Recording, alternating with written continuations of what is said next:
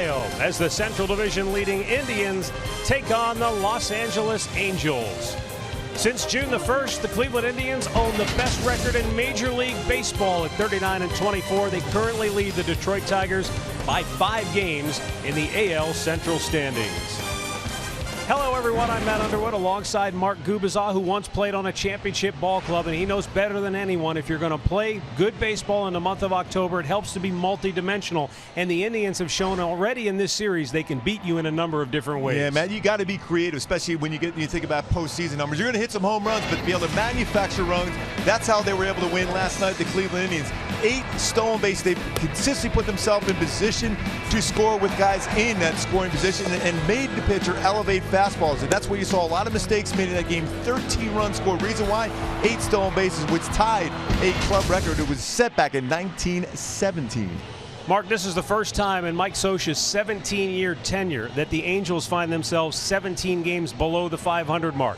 But they still have Mike Trout, who's putting together another MVP caliber season. You know, Matt, maybe he's had a better year this year than any of his years combined when you think about what he's been able to do. 18 stolen bases this year, which is 7 more than he had last year. But the power again, the adjustments he's made. Pitches inside, he's been quick on. Pitches away, he's driven the ball the other way. 22 home runs. 51 extra base hits this season for Mike Trout. And he's amongst the leaders in all the most important categories. Batting average, on-base percentage, runs, and leads the American League as far as walks. So he's very patient at the plate, but when he needs to, he will drive in that big run. He has been fantastic this season for the Angels. On the hill tonight for the Cleveland Indians will be the rookie Mike Clevinger, who was originally drafted by these Los Angeles Angels. He's very much looking forward to tonight's game against his former organization. Clevinger 0-1 on the year. In 20 2/3 innings, he's allowed 16 earned runs. He's walked 13, struck out 17. Terry Francona is looking for Clevinger to give his team a little more length, try to get himself a little deeper into the ball game. Let's take a look at the lineup he will face for Mike Scioscia's Angels tonight. Yunel Escobar will lead it off. Then it's Cole Calhoun putting together another solid campaign. Mike Trout will DH and bat third. Andrelton Simmons will bat cleanup tonight with Albert Pujols getting the evening off. Jeffrey Marte will hit 5th, and Jet Bandy followed by Johnny Giavotella. Nick Buss, who will make his Angels debut, hitting 8th, and Gregorio Petit will bat 9th. Defensively for the Cleveland Indians in the outfield, Rajay Davis in left, Tyler Naquin in center, Lonnie Chisenhall in right field. On the infield, Jose Ramirez at third, Francisco Lindor at short, Michael Martinez gets the start at second base, Mike Napoli at first, and Chris Jimenez behind the plate.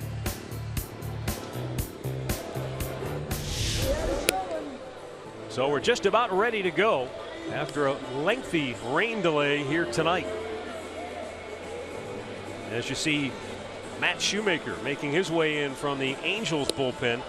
He's fired 18 consecutive scoreless innings against this Cleveland Indians ball club. So a very interesting matchup here tonight as the Angels look to stop an 8-game losing streak, their longest since 1999. The Indians at 65-48 have gone 4-1 on the year against the Angels, and the Indians very tough to beat here at home with a mark of 33-20. And conversely, playing on the road has been very troublesome for the Angels. They're 23-37 away from Anaheim. Yeah, they really have struggled on the road, and they're going to face a tough pitcher here, especially with his fastball. Clevinger is going to be 91, 96, a slider, curveball, and solid changeup. All right, ready to go now as Yunel Escobar steps in for the Angels. Clevinger with that abbreviated windup, and the first pitch fouled off to the right.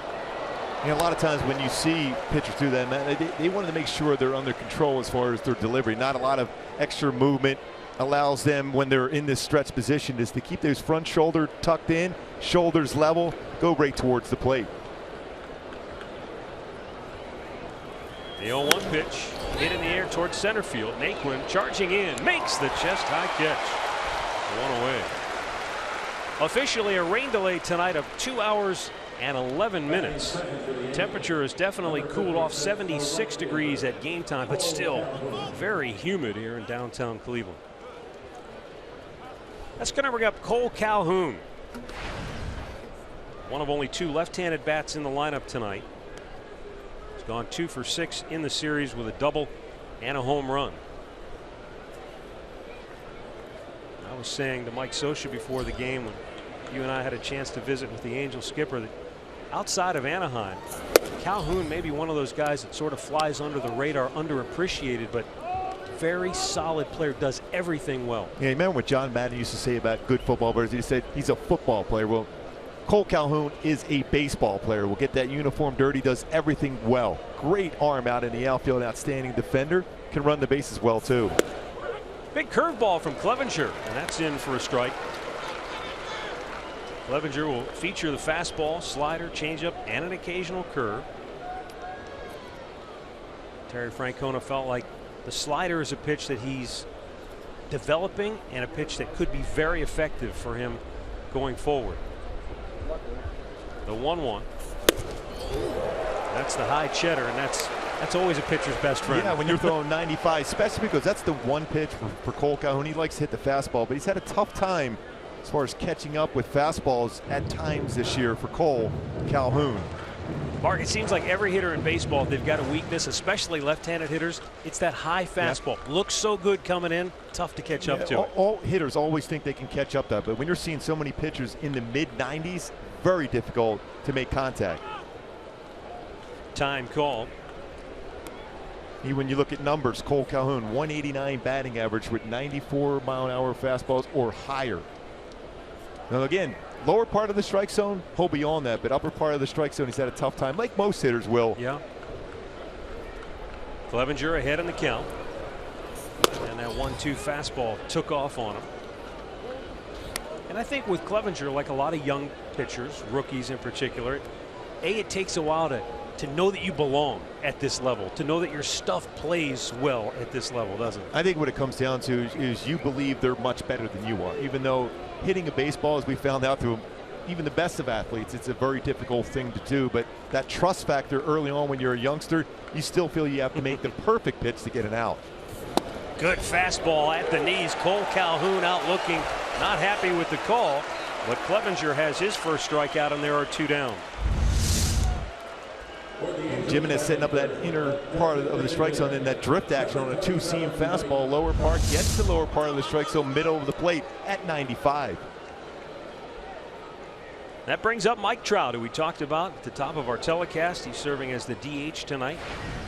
Both Mike Scioscia and Terry Francona trying to give some of their everyday regular players a quasi day off. In other words, they're not on their feet playing in the field, but they're still in the lineup serving as the DH. Trout's doing that tonight for the Angels. Jason Kipnis will do that tonight for Cleveland. You don't want to take that bat out of the lineup if you don't have to. No, I mean, especially when you look at the Angels and the need for Mike Trout to be in there every chance they can, even though at times you feel a full day off would be good for him. He doesn't want it, though. I know that. Just talking to him, he wants to play every day. Mike Hargrove, who managed here for many years, took the Indians to a couple of World Series, used to say, everyday players are everyday players for a reason. Especially when they're stars like this. Yeah.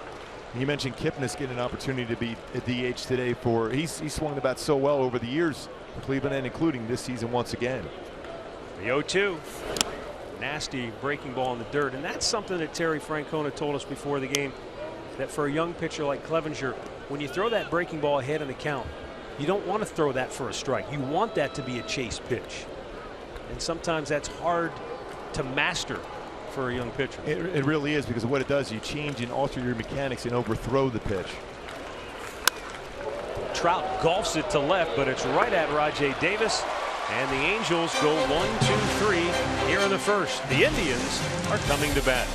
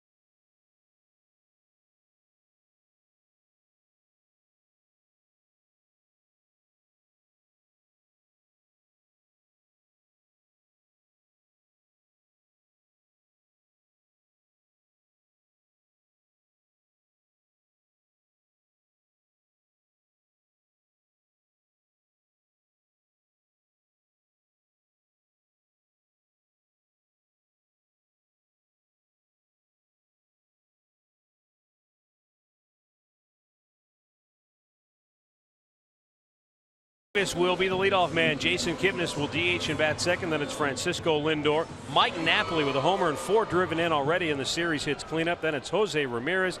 Lonnie Chisenhall bat 6. Tyler Naquin, Chris Jimenez, and Michael Martinez will bat 9. Matt Shoemaker. Don't believe the numbers. At 6-12 with a 4.07 ERA, he is much better than that, as the Indians themselves can attest to. First pitch in there for a strike. Yeah, man, you mentioned those numbers, 6-12, but in his last 15 starts, he's 4-7 with an ERA 2.80 for Shoemaker. 101 strikeouts and 103 innings pitched in his last 15 starts. Fouled right back. And against Cleveland, he's pitched 3 times. He's got 1 win, no losses, and an ERA of 0.82. And what he's really done in the beginning part of the season, he was behind in the count a lot. He has thrown a ton of first pitch strikes. His fastball is 89-94, slider, curveball, and excellent plus split finger fastball. The 0-2. And a hard hit ball to third. Escobar has it. 1 away. The Angels defensively tonight in the outfield. Petit in left, Buck in center, Calhoun, a Gold Glover, in right field. Escobar at third, Andrelton Simmons, excellent shortstop. Johnny Giavotella getting the start at second, Jeffrey Marte at first, and Jet Bandy behind the plate. Boy, it's so important for the Angels and Matt Shoemaker to keep Roger Davis off the bases. It meant so much to the club last night for Cleveland, scoring 3 runs, 3 stolen bases. Really altered the way Tyler Skaggs pitched against, because he forced him to be quicker to the plate and elevated pitches. Pitch to Jason Kipnis, up and away. Kipnis is 5 for 8 in the series. He's scored 5 runs already. Speed pitch fouled away, and the count evens it 1-1. Matt Shoemaker has been that guy, and every starting rotation has one of those. The guy they don't score for. He has the fewest run support among qualifying American League starters this year. 15 times they've scored him 2 runs or less. And I don't care how good you are, that's tough to continue to go out there when there's no runs on your side of the ledger. I mean, I've had some conversations with him about that, and any pitcher that's ever pitched in the big leagues has gone through those times where you just don't get a lot of run support. What we talked about is the need for him, if he's going to have a chance to win any games, he's got to be into that 7th, 8th, and 9th mentality, get deep in the game. Kipnis fouling one off the other way. Take a look at Matt Shoemaker. That's how it stacks up. 3.32. Irvin Santana of the Twins, Volquez of the Royals, both those teams, and as well as the White Sox, all 3 in the Central Division. So every team seems to have a guy, though, like that. 1-2 pitch. Except maybe in the Chicago, where the Cubs seem to score 10 runs for everybody. The Lincoln Motor Company, keys to the game. And when you look at the Angels, they've scored a lot of runs of late, especially early on, but they have not been able to get that shutdown inning. And that's the thing that's hurt them of late. And Napoli's in the driver's seat for the Indians, and what he has done through his career against his former team. 337 batting average, 19 home runs, 43 RBI, and he's brought a lot of energy to this Cleveland Indian lineup, not only on the field, but in that clubhouse. Well, there's no doubt about that. Here's Francisco Lindor with Napoli moving to the on-deck circle. Lindor, runner-up to Carlos Correa for American League Rookie of the Year honors a season ago. And there doesn't seem to be any sophomore jinx for either one of those guys. When you look at some of the young players, especially at the shortstop position in baseball, Lindor right at the top. Just a great guy to watch play. Just a bit inside to even the count at 1-1. Lindor with a hit in 8 straight, and at home this year, absolutely torrid with a .351 batting average. That's one thing the Indians have done. They have protected their home turf this year, and a big reason why they've been successful in terms of wins and losses, those batting averages on a number of players, very good at home. Yeah, if you're going to make the postseason, you have to play very well at home, and you stay around that 500 mark on the road. But when you can play this well, feed off the energy of the crowd, the whole city now, ever since the Cavaliers win the championship, the energy around Cleveland is off the charts. The 1-2, high chopper off the plate. Giovitello has to wait back for it. Close play, and he's safe at first. It was a bang-bang play. First base umpire Clint Fagan immediately signaling that he was safe. Mike Scioscia's quickly out of the dugout. His crew will take a look on the video to see if they want to maybe challenge this play. It was a real close play. Giovitello did a pretty good job. Got a quick throw off. It looks like the foot is on the base right there. Wow, that's about as close as it can get before the baseball is securing the glove of Marte at first, though. It's something that we have seen with instant replay in baseball. If it's that close, it's tough to challenge, because if you lose, then you don't have another challenge the rest of the ball game. Especially early in a game like this. It's got to be definitive if you're going to go out there and challenge. But I don't blame Mike Scioscia when you think about who's coming to the plate now with someone on base now. Mike Napoli with a hit in 12 straight games. And as Mark told you, his numbers against his old club off the charts.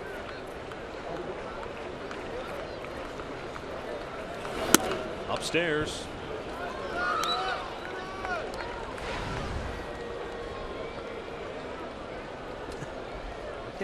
His OPS against the Angels is ridiculous. 1145. And they're big moment hits too he's had throughout his career against his former team. 1-0 pitch in there for a strike. Listen to some of the names on this list. The highest career OPS against the Angels all time.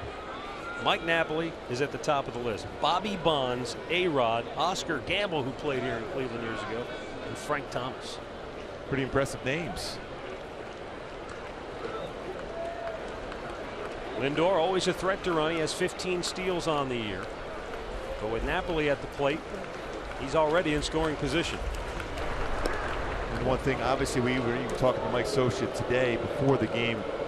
The emphasis on slowing down this running game for the Indians. 92 stolen bases as a team leads the American League in that category. We talked about that in the opening.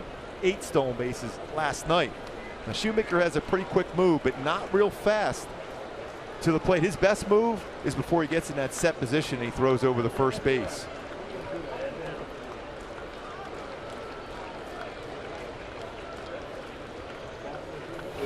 Napoli broke his bat. That might fall in. It will. Lindor, a big turn at second, but he saw a great effort by Andrelton Simmons, who you told me earlier today he may cover more ground than any shortstop in baseball. I mean, to put yourself in position to be able to go back on that baseball, as Angel games have played out this year, even obviously down in Atlanta, he goes back on a pop-up better than anybody I've ever seen. And I've seen a lot of great ones, including Omar Vizquel here in Cleveland. How quickly he goes back on this baseball, picks the baseball up with the bare hand, and quickly knows exactly where he has to throw the baseball and on the line to third base to prevent Lindor from getting that extra base. Something that Cleveland does a lot of, taking the extra base. First and second, 2 down for Jose Ramirez. And he has been an absolute terror to opposing pitchers with runners in scoring position, batting .380 on the year. Upstairs, ball 1. And even better with runners in scoring position and 2 outs. Yeah, you talk about the toughest hit in baseball to get, and he seems to make it routine. In this series already, Cleveland is 15 for 30 with runners in scoring position. Shoemaker trying to quell a first inning rally. And a good fastball threw it by him, 1-1. And the thing is, what's so impressive about Ramirez, pitchers generally really bear down in these spots with runners in scoring position. Those numbers is off the chart. Even the batting average itself from the season, but what he's done with runners in scoring position and with 2 outs in runners in scoring position. You're hitting the best pitches from that pitcher that night on the mound. Shoemaker with a 1-1. And again, able to throw it by him. One of the things that makes Ramirez tough in these situations, according to Terry Francona, is that he sort of defies the shift. He hits it from line to line, so it's hard to really get a beat on where he might put the ball in play. And they're the most difficult hitters to deal with because you think, okay, I'll throw a fastball away. Well, maybe we'll try to pull it. No, he stays back and lines it to left field. Now, Shoemaker loves to go to a split finger fastball in this scenario. Will he stay back on it? He's very good on all speed. He lines this one to right center field. It's in the gap. Scoring is Lindor. Napoli stops at third, and once again Jose Ramirez comes through in the clutch, and Cleveland will play from in front as they grab a 1-0 lead.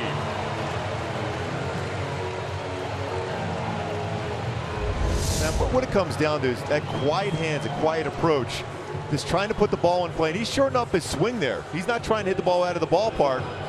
The runners right away see that ball going to the gap. Lindor scores easily. Napoli trying to pick up third base coach. It stops there, but that's just a perfect swing in an RBI scenario. That's why you have a 17-game history and why you're hitting so well with runners in scoring position. That's the smile of a confident young man, Jose Ramirez. And second and third now for Lonnie Chisenhall.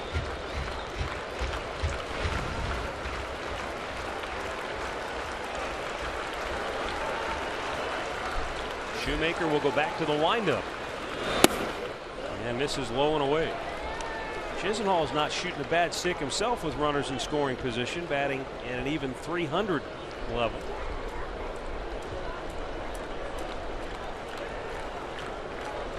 Three straight two-out hits here in the first for Cleveland. And a foul right back evens the count. And you mentioned that, Matt. That's the one thing that has plagued the starters for the Angels this year. Those two-out rallies. You think you're going to be through the inning, you got two ground ball outs, and an infield hit by Lindor, a flare by Napoli, and then a mistake to Ramirez, and a run scored, and you're still dealing with Indians hitters here in the first inning, just unable to get that third out. 1-1.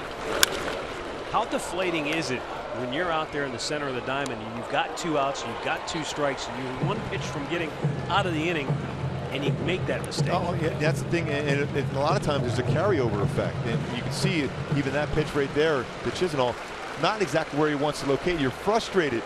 I thought, watching Shoemaker over the years, the split finger fastball is very good, but knowing the numbers for Ramirez on all speed pitches, that's why he went back to a fastball. Up and away to Chisenhall, and the count back to even at 2-2. Jet Bandy, very athletic catcher behind the dish. You saw him move wide to keep that ball from getting by him. Yeah, Bandy's done a very good job.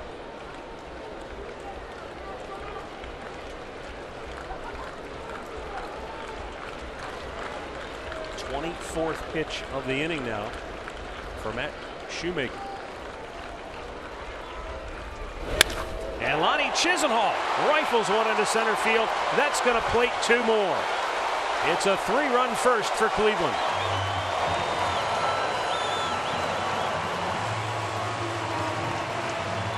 And all this happening after two relatively easy ground ball outs for Cleveland against Shoemaker. Went down and got that split finger fastball and just used the middle of the field. Francona was talking to us about that earlier. He just loves the approach each and every hitter has taken in this lineup for the Indians, going with the pitch.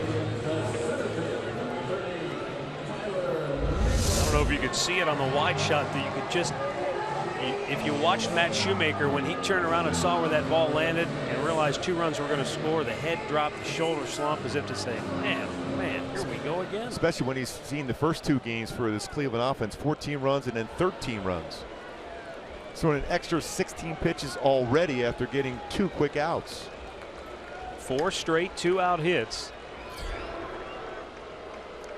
Take another look at Shoemaker. Just, this is the life of a starting pitcher. You're so close, and then, oh man. And you notice that movement on that split finger fastball. When Shoemaker's good, it's going straight down that drifted, more lateral movement to the barrel of the bat, and is able to fight that into center field for a hit. Tyler Naquin looks at a fastball for strike 1. Naquin has had a phenomenal rookie campaign for the Indians, but lately he's going through his first prolonged slump, I guess you would say, at the big league level. 0 for his last 17.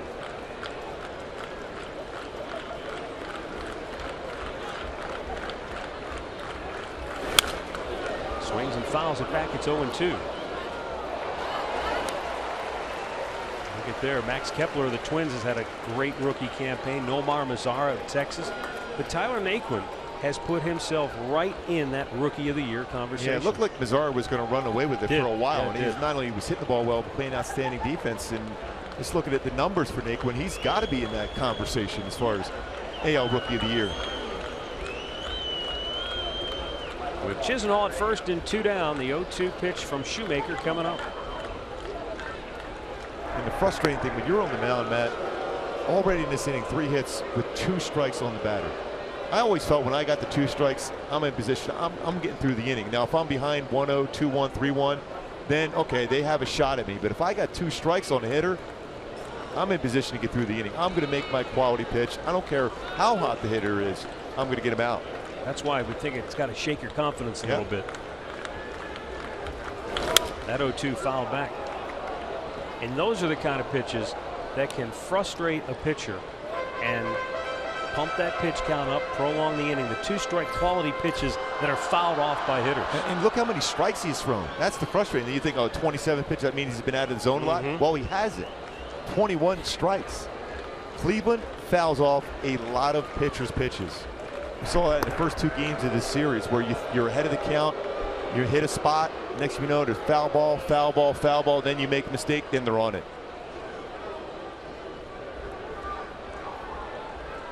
Hitters usually will tell you the more pitches they see in an at-bat, the better they feel, the more confident they grow. Time call.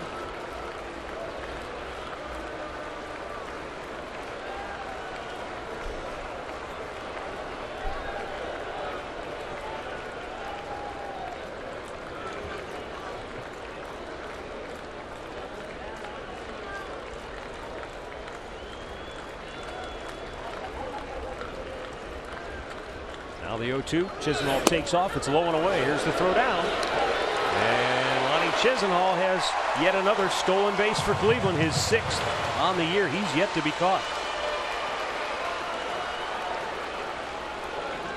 Well, and Jet Bandy has done a nice job as far as throwing out. Base stealers this year, 42%. This was a tough pitch to throw on for him, I think. Yeah, I mean, look, that high leg kick that Shoemaker has, the times it was the plate, generally if you're trying to throw out a would-be base stealer, 125 to 135 range. Matt Shoemaker's best move is that quick move to first, but when he delivers the baseball home, he's around 145 range, so it's a very difficult task. You have to be super quick as a catcher. The 1-2 to Naquin. And there's a line drive. Caught by the shortstop Simmons. That phenomenal range gets Shoemaker out of the inning, but the Indians take a 3-0 lead.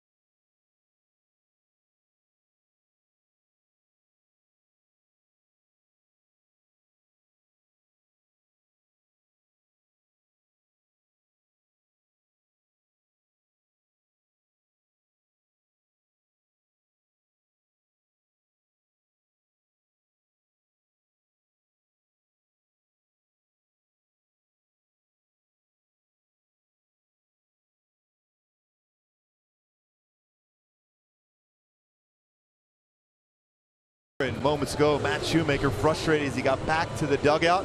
Walking up to the clubhouse, he had a chance to get a quick 1-2-3 inning. A pretty good pitch to Lindor, ended up being an infield hit. Then all of a sudden, those swings with 2 outs and 2 strikes, Cleveland showing why they're so good in those situations. Boy, he was within an eyelash of being out of the inning. That's how close that play at first base was.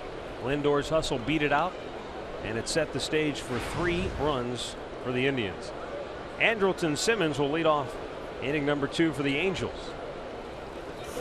And Clevenger with a fastball for strike 1. Well, what did we say in the opening, Matt, about speed and how it kills at times? Well, that Lindor is able to beat out an infield hit, and it opened up the floodgates to get 3 runs scored.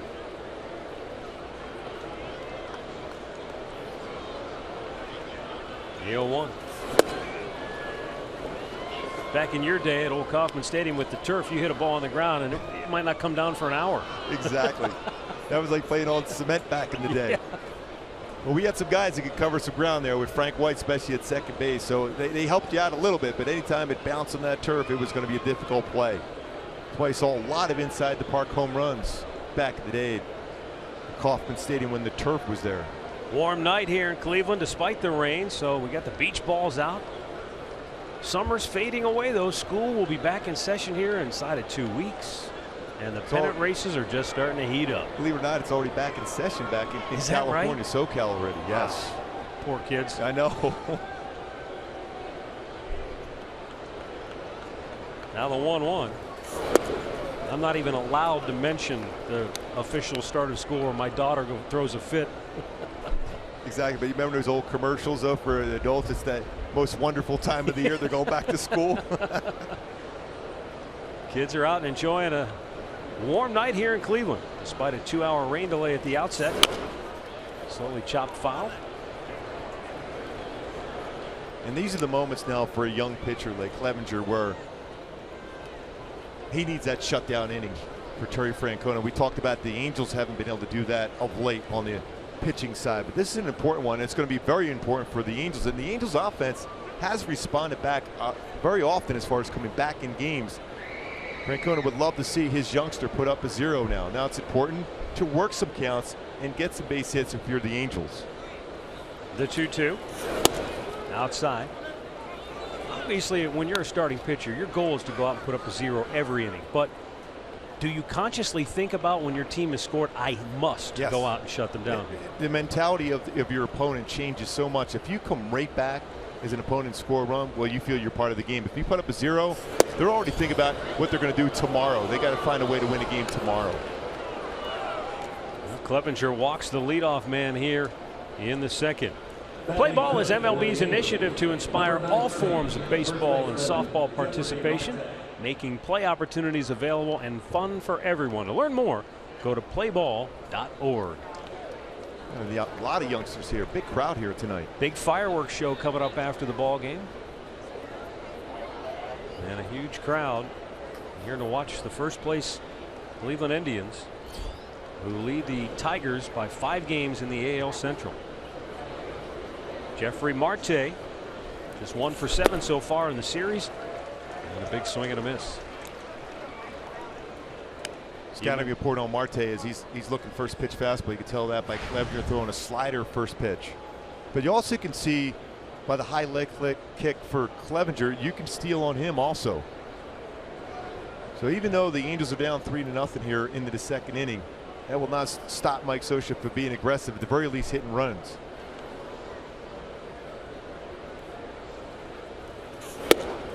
One fastball and a good one to get ahead 0-2. And I think of Mike Scioscia, especially with his teams, you know, in the early part of the 2000s, the pressure was always on the opponent. He was always forcing the issue.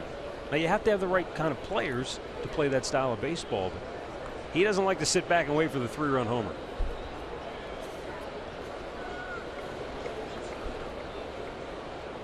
Clevenger's 0-2. Knocked him off the dish. Yeah, you're right, Matt. His club's always at the top as far as going first to third on singles, stealing bases. The last few seasons, though, even in conversations with Mike Scioscia, he didn't have the personnel to do that. This year, a little bit more versatile lineup where he's able to do that more often. You do have your power threats with Albert Pujols and Mike Trout, and Cole Calhoun, but the rest of the guys in the lineup put the ball in play. A very difficult team to strike out, the Angels are. Clevenger ahead of Marte 1-2. Foul right back.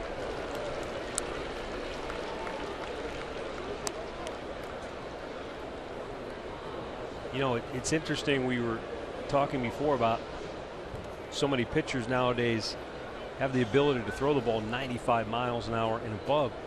So sometimes it's difficult to get a double play because guys just have a tough time putting the ball in play, period.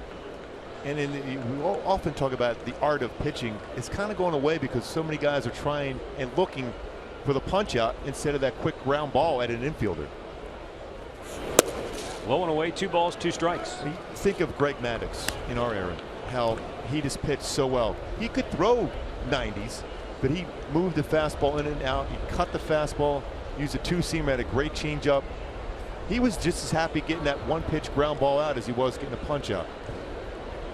That's why he's in the Hall of Fame with all those W's. And stayed healthy for such a long period of time.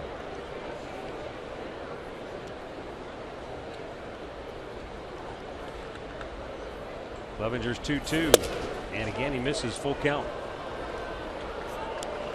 And these are the moments for Terry Francona where he cannot feel real comfortable with his youngster. 3-0 lead like that, walk the leadoff batter, 3-2 count right now. Jett Bandy on deck, who has very good power. All of a sudden another walk at 1 swing and it's a tie ball game. It's almost like sometimes with Clevenger everything seems to be max effort when sometimes maybe just backing off a little bit would serve him better.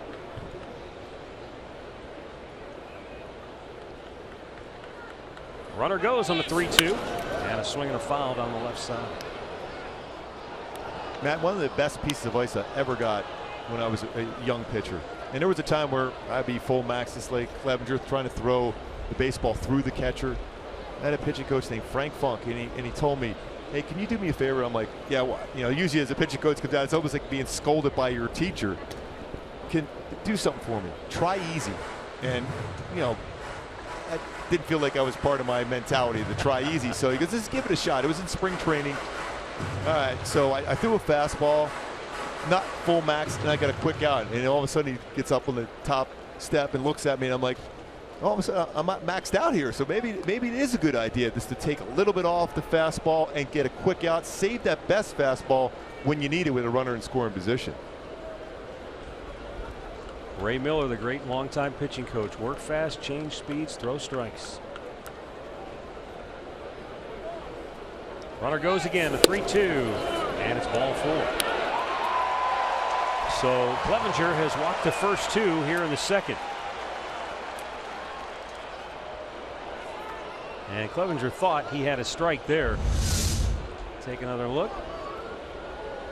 And I can understand why. That's a lot of the strike zone. Now Mickey Callaway's going to come out. This is a good visit, by the way, especially for a youngster. Indians pitching coach taking a long look down at the home plate umpire David Rackley, letting him know what he thought of that call. And Chris Jimenez trying to rein the youngster in, Mike Clevenger. Emotions, you know, you think of sports like football, it's an emotional game. Baseball, it's hard to play with emotion because you don't want to ride that roller coaster, especially when you're on the bump. Unless you could somehow use that in a positive way. In a negative way, right there when you're asking the umpire where that located fastball was, he made a mistake at the plate. There's no doubt. But as a young pitcher or any pitcher, when you show those frustrations as a hitter, I'm looking first pitch fastball if I'm Jett Bandy right now. Jett Bandy is a very good low fastball hitter. So he's got to think in terms of, I have a pitcher frustrated. He's going to gear back and try to throw fastball by me. I got to be ready to swing first pitch. See the numbers for Bandy. He's 1 for 3 in the series with a run batted in. Angels down 3 here in the second inning. Threatening with 2 on, nobody out. And he was ready for it, but he fouls it off. That was 94, and he was still way out in front of it. And that's the thing. It's like, you know, if you're playing Texas Hold'em, you don't want to show your emotion. You just want to be cool and under control. You know you made your pitch. The home plate umpire, who's a human being, made a mistake himself. You got to keep your emotions at the most times under control.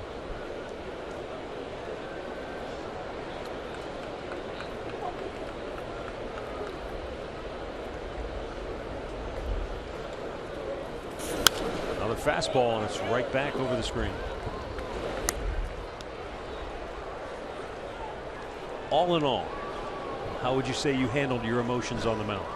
See, I could say this about it because I wasn't real good at it. Again, that's why I never be able to play poker. No, not real good. Hey, later tonight I got a game of Texas Hold'em. You want to come by? It's a little too late. Bring your meal money. Day game tomorrow. I can't help you out. Jet Bandy has seen 2 fastballs. He's fouled them both off. And Clevenger goes to the slider, but no bite.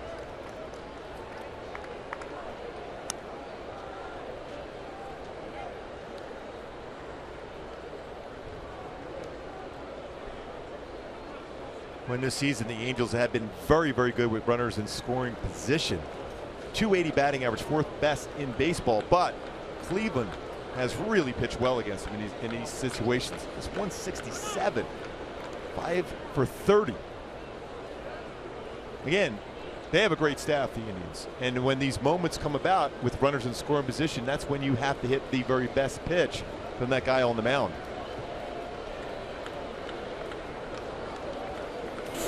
That fastball down low.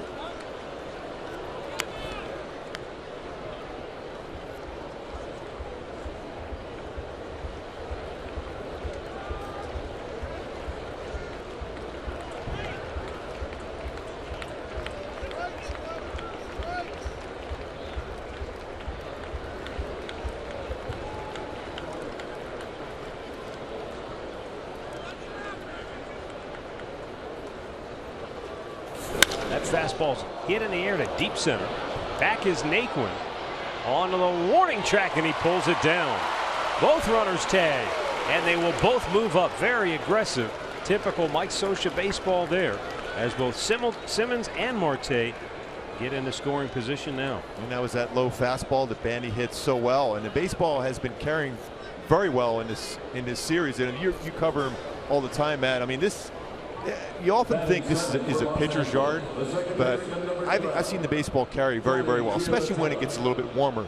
And we've seen the baseball flying here the first couple games. Well, when this ballpark opened, the Indians had a lineup that made it look small. Maybe that's what it was. You know, people thought it was a hitter's paradise because when you've got a lineup stacked with Thome and Bell and Ramirez and on and on and on, there were a lot of home runs hit here, a lot of runs scored.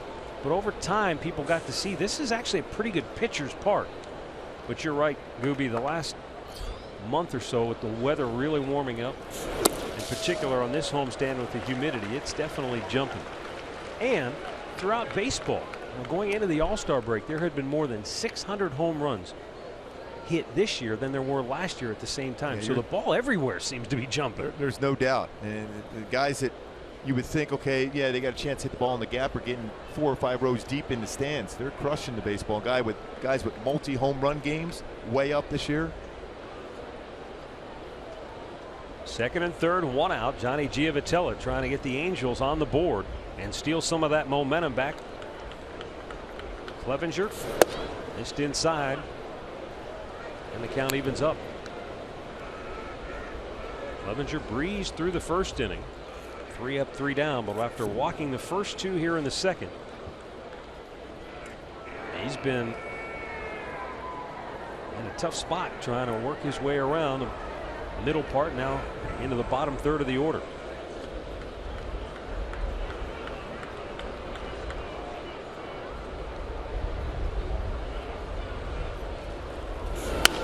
Hit to third. What a stop by Jose Ramirez. He'll go to first for out number 2. The Angels get on the board as Simmons comes home from third, but that very easily could have been a 2-run double for Giavotella if not for a sensational diving stop by Ramirez. And Ramirez is a guy that's played a number of games in the outfield for Cleveland. Quick reaction. That baseball is absolutely by him when he's able to get to that ball, and then a quick throw over the first base using that outfield arm to be able to throw him out at first.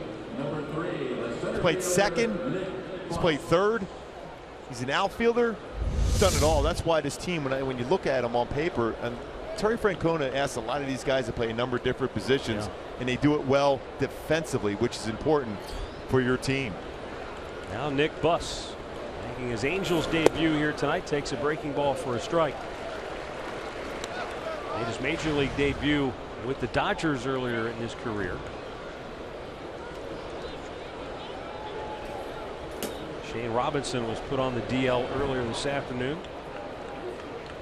Got a hip flexor strain, so Buss getting the call up. He's hitting 290 in AAA, 23 doubles, 8 triples, 46 RBI, good speed. Now going back to Ramirez, that play he made at third, Terry Francona said now that he's been able to play third base on a regular basis, he said you're starting to see a better defender on the infield. He's played so much in the outfield this year that the occasional reps at third just wasn't quite as sharp. Now that he's there on an everyday basis, he's pretty good defensively at the hot corner. Well, so often, you know, we get caught up in the home runs and base hits, but a defensive play can win you a game. And that quite well could be the turning point in this game for the Indians. Yeah, they're up at that point. We're up 3-0. That gets down the line. You have a youngster on the mound. 2 runs have scored. All of a sudden, that 3-0 lead is down to 3-2. Stress would come into effect. Tying runs in scoring position, and there's only 1 out in the inning. You're right. Buss checked, but did not go. And it's 2-2.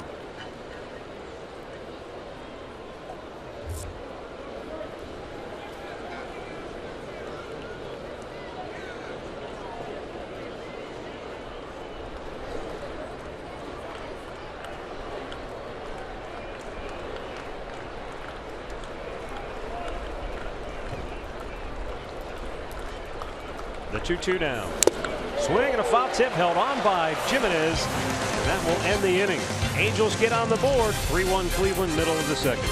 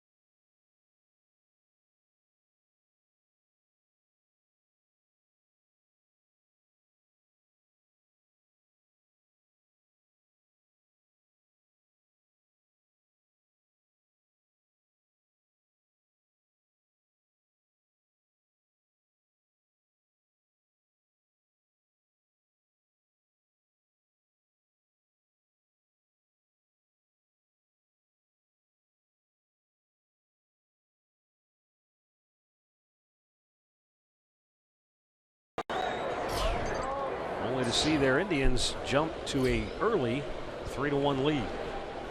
Bottom of the second, Chris Jimenez to lead off. Matt Shoemaker, his 30th pitch of the night, in there for a strike. Shoemaker retired the first 2 in the first, and then 4 consecutive hits led to the Indians' first 3 runs. Only threw 8 pitches to get the first 2 outs, but had to throw another 21 to finish off the inning. Jimenez waits back. It's a fair ball over the bag and down into the left field corner. Jimenez on his way to second, and that's a close play. He's in there safe. That's a fine throw by Petit in left. Diavitella tried to slap it on him, but Jimenez just beat it in there for a leadoff double. Keep in mind, that's Gregorio Petit playing left field. Never played that position at any point in his professional career. Boy, that ball it might have just nicked the corner of the bag. Yeah, and again, when you're the third base umpire, you're looking to see if that it's an imaginary line right over that corner of the base. And Larry Vanover was right there to see that ball go over the corner and calls it fair. Now Michael Martinez with Escobar in on the grass at third. He's looking for a bunt.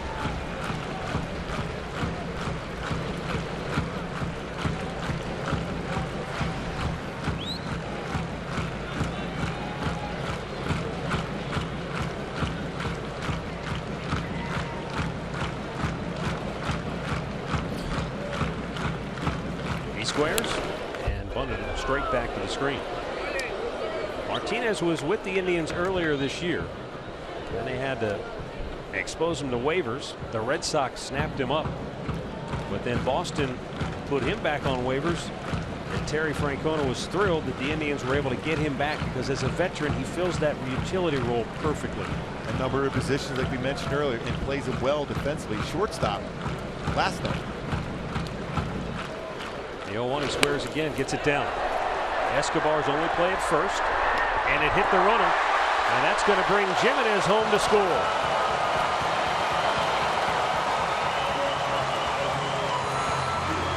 Escobar's throw hit Michael Martinez. Angels wondering if Martinez interfered with the throw. Was he inside the line? Mike Scioscia up glaring at the umpires. No call to that effect. That's a very difficult play to get called. But if you watch Martinez, he's in that path. He's staying right along that line. Again, you have to stay inside that path when you get within 40 feet of the base. And Martinez certainly was. They give him a base hit. They'll give him a base hit, and the error allows the run to score. And you got to stay within that line, inside that path going down the first base line, but in that last stride towards the base, because the base is inside play, that's why it's always difficult to overturn it. Top of the order now, Rajai Davis. The Indians on top now 4-1. They get that run right back. And again, you talk about the shutdown innings for Matt Shoemaker. His team gets on the board. He wants to come out and quickly put a 0 up, and he can't do it. And especially with the youngster on the mound, gave up one of those runs back, and right away Cleveland. Again, that's the thing that's really hurt the Angels of late during this losing streak. They've had a number of games, 6 of the 8, in which they've had a lead, yet all of us, and that's early in the game, first inning, and they've let it get away. Quick throw, Martinez back with a dive. It's funny, Terry Francona was talking about the sacrifice bunt today, and even the stolen base up when he was the manager for the Red Sox. They didn't do a whole lot of running. They didn't do a whole lot of bunting because with the guys they had in their lineup with Manny Ramirez and David Ortiz, they didn't want to give the opposing manager the opportunity to walk somebody to set up a double play ball. So they didn't want to give up and out. Rajai pops it high in the air. This is going to get out of play. Well, Mark, how about this? In the first 2 games of this series, in each of the first 2 games, the Indians had 8 of their 9 starters had at least 1 hit. Already, first time through the order, 6 of the 9 are in the hit column. And I think Terry Francona said it best today. He just loves the approaches they're having at the plate. They will hit home runs. They had hit 150 of them as a team, but they use the entire field. That allows you to have 1 through 9 in your lineup get hits on a consistent basis. Shoemaker's 1-1. Hit up the middle off the glove of Shoemaker. He'll tag Martinez and throw to first for the double play. Not sure he actually got the tag on Martinez, but second base umpire Alfonso Marquez clearly indicated that Martinez was way outside the baseline. So it is a double play. That was a solid play by Johnny Giavitello. Again, off the glove and redirect, quickly applies a tag, and then throws over the first base for Giavitello. In the past, known more as a hitter first, defender second as far as a defensive second baseman. But he worked hard during the wintertime with Ron Washington down in Louisiana just to get better. Now, he's not going to be Roberto Alomar, but to be consistent, be able to turn double plays and make the routine plays, that's all Mike Scioscia wants from him. Jason Kipnis grounded out his first time up.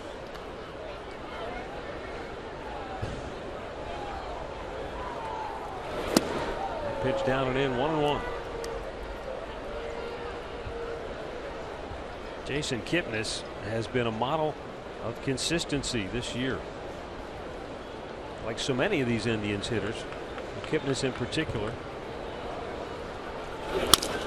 Back to the mound. And the inning is over, but the Indians score again. They lead it 4-1 after 2.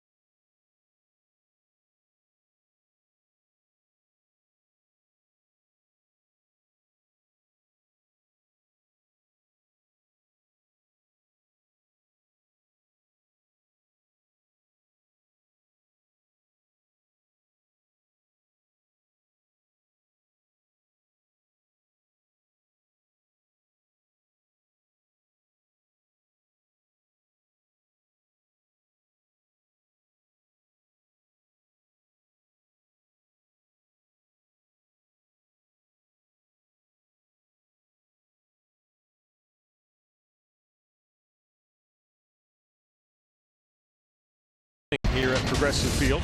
Next weekend, MLB on FS1 returns with 2 big games on back-to-back days. First on Friday, the Bronx Bombers clash with Mike Trout and these Angels at 9:30 Eastern. Then next Saturday, the Mets take on Buster Posey and the Giants at 3:30 Eastern. You can watch both games, of course, live on Fox Sports Go. Both New York teams making the news of late, especially with A-Rod being released. Terry Collins with some interesting post-game conversations with the media. Gregorio Petit, the number 9 hitter in the lineup, leading off here in the 3rd. Yeah, the other night, Terry Collins, after the game, said, look, if I can't find the guys here, there's a lot of guys in AAA that want to take these spots. We're going to find the guys that want to fight. It's frustrating, too. If you're a Met fan, the anticipation, especially with that starting staff, and Cespedes there the whole year, you were going back to the World Series. It isn't easy to do so. No, in fact, I think people will probably come to appreciate as time goes on more what the Royals were able to accomplish. To get to the World Series back-to-back years, not an easy thing to do. And you think it once you get there, like, well, we're bringing the team back intact. We'll be there next year. Doesn't always work out that way. No, the injuries come into play. Players leave as far as free agency, and you just don't know if you have that same edge you had the year before to get to the World Series. Ground ball to short. And Lindor, the sure-handed shortstop, throws out Petit, 1 away. Tell you what, it is really fun to watch Major League Baseball now with this young core of shortstops in baseball. We're talking lots of them. Athletic, great defenders, very good with the bat. A lot of energy at that shortstop position. Want to make all the plays, and then great throwing arms too.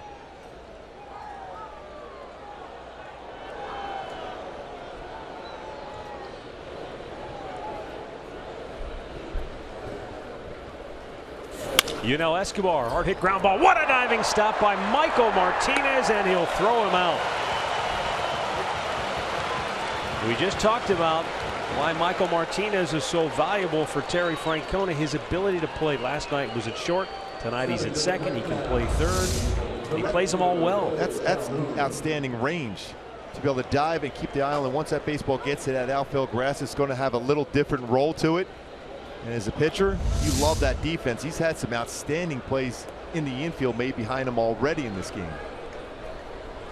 And as an opponent, very deflating. When you square up a baseball and you're thinking, all right, I got to get a hit, and you make a play like that, especially when your team is struggling, very difficult for your entire lineup. Cole Calhoun looks at a ball up and away. You mentioned the other New York team making some news earlier today. Tyler Austin and Aaron Judge just got called up when they officially released Alex Rodriguez. They both homered today in their first major league game. That had never happened before in the history of baseball, where two rookies homered in their first at bat in the same game, and they did it back to back in the lineup. That's amazing. Young talent in baseball. Michael Martinez throws out Calhoun. The Angels go 1-2-3. The Indians lead it by 3.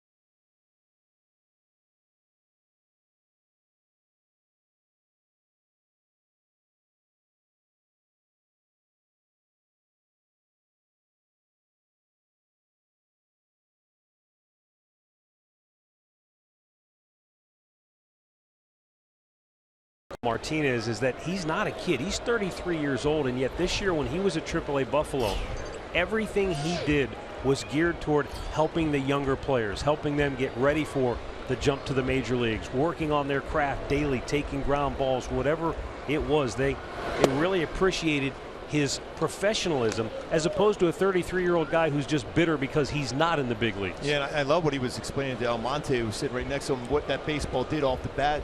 But, Escobar, he felt it was an inside-out swing, so it was going to go away from him. That's why he took that quick step and the angle he took to run down that ground ball. Here's Francisco Lindor leading off the home half of the third, taking a strike to even the count. Indians scored 3 in the first, 1 in the second.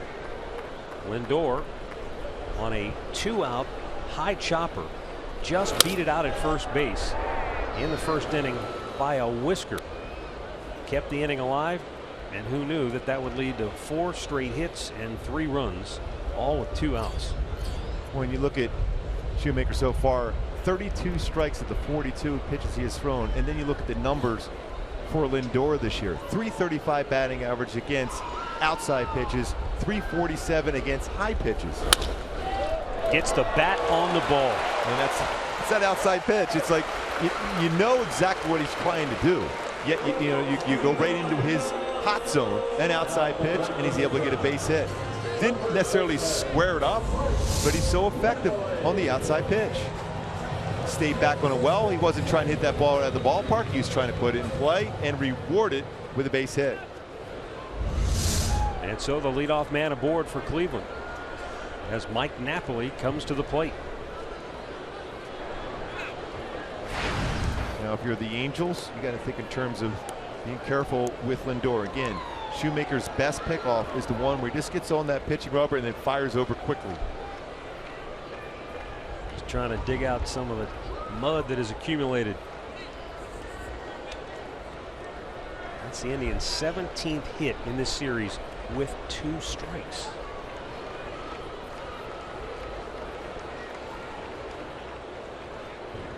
Again, Lindor always a threat at first, so he'll keep your attention divided, which can be troublesome when you've got Mike Napoli at the plate. And Mike Napoli's a guy that's very patient, sees a lot of pitches. This season alone, 4.60, just under that, 4.59 pitches per plate appearance. But when he swings at the first pitch and puts it in play, 500 batting average with 7 home runs on that very first pitch he sees when he puts it in play.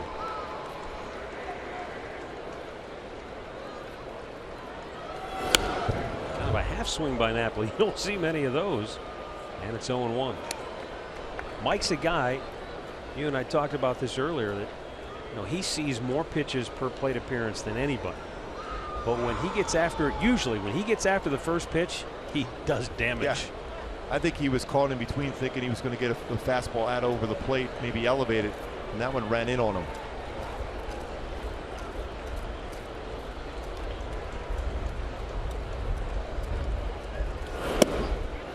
Napoli came to the Indians in the offseason without a ton of fanfare, as you see how patient a hitter he can be at the plate. But quickly he has become a fan favorite here in Cleveland, Ohio. And it's not just his ability to hit the ball out of the park. That always helps. That'll make you a popular guy wherever you play. He's sitting on 29 home runs for the season. But what Mike did was, there was a fan who showed up at one of the games early this year. He had a big sign that said "Party at Napoli's." It was just kind of a fun thing. He wasn't really thinking much about it. But Mike thought it was really cool. The next thing you know, he had T-shirts made up, passed them around to all the teammates. He's got it put on his back. They sold the T-shirts then, and the fans bought them, and Mike matched every dollar for every shirt that was sold and donated the money to fight children's cancer at Cleveland Clinic. That's how you ingratiate yourself to a city in a hurry.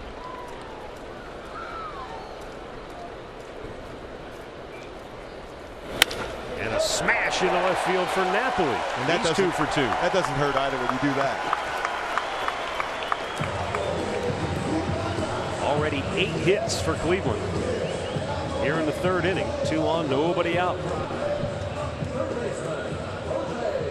Take a look at what Mike has done this year as a Cleveland Indian. 29 homers, most since Grady Sizemore hit 33 back in 08.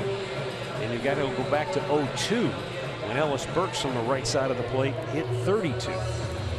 So, for years, Mark, here in Cleveland, the Indians were looking for a right-handed power bat. It just seemed like they weren't available. They were like a mirage in the desert. And then along comes Mike Napoli, and you think, this is what we've been missing out on all these years. And his power, outstanding power, but he has great power to center field, to right center field, and he also could drive it out to left. But his coverage at the plate, outstanding. And on the grass at 3rd is Escobar. Unlikely that Ramirez would be bunting though. A strike called over the outside edge. And keep this in mind, these are some pretty good at-bats against Shoemaker. And Shoemaker's had a long stretch in which he's dominated the hitters. And he's had 15 starts with an ERA 2.80 for Shoemaker. And he had an 18 consecutive scoreless inning streak against Cleveland coming into tonight. So this is a team that he knew success against, that had success against, but tonight they've had his number so far. Yeah, opponents this season with 2 strikes against Shoe, 156 batting average this year, but they're 5 for 8. Cleveland is against them with those 2 strikes. Runners go, and the throw to 3rd is a good one, and they got him. That was a perfect throw by Jet Bandy right on the bag. Escobar simply had to slap the tag on Lindor, And that's the first out in the inning. Yeah, Jett Bandy is a very tall catcher, but his transfer and quick throw and release outstanding. Over 40% of would-be base stealers he has thrown out this year. A perfect throw right on the base and a quick tag on the hand of Lindor. Thought he had it picked. It's the easiest base to steal. Most base runners will tell you is third. But that quick release by Bandy, a huge out for the Angels. First out of the inning, and that snaps a 17 consecutive stolen base streak for the Indians.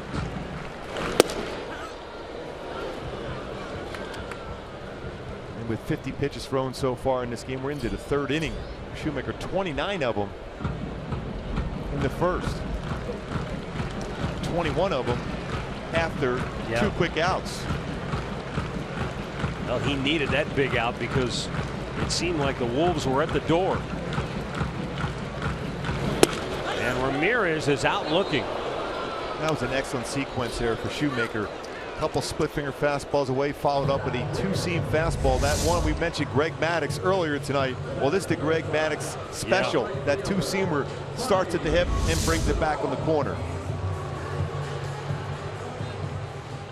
Just a tough pitch for a left-handed hitter to react to. No, you give up, you think it's a ball. Even if you make contact, it's in the dugout probably. If you're lucky, if it's pulled foul, if not off your leg. Lonnie Chisenhall had a 2-out, 2-run single his first time up.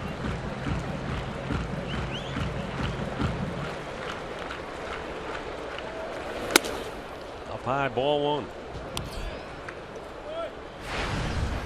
Now, we talked about Ramirez making that outstanding defensive play for the Indians. Does that play by Jett Bandy on that throw out of Lindor at third spark the Angels now and allows Shoemaker to get through this inning with no damage?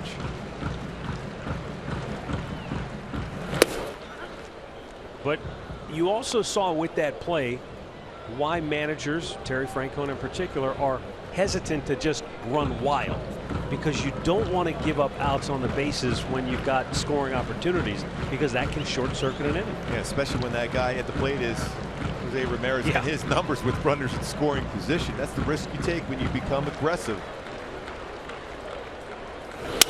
Broken bat, bouncer to short, and Simmons throws him out. Through 3, it's Cleveland 4, the Angels 1.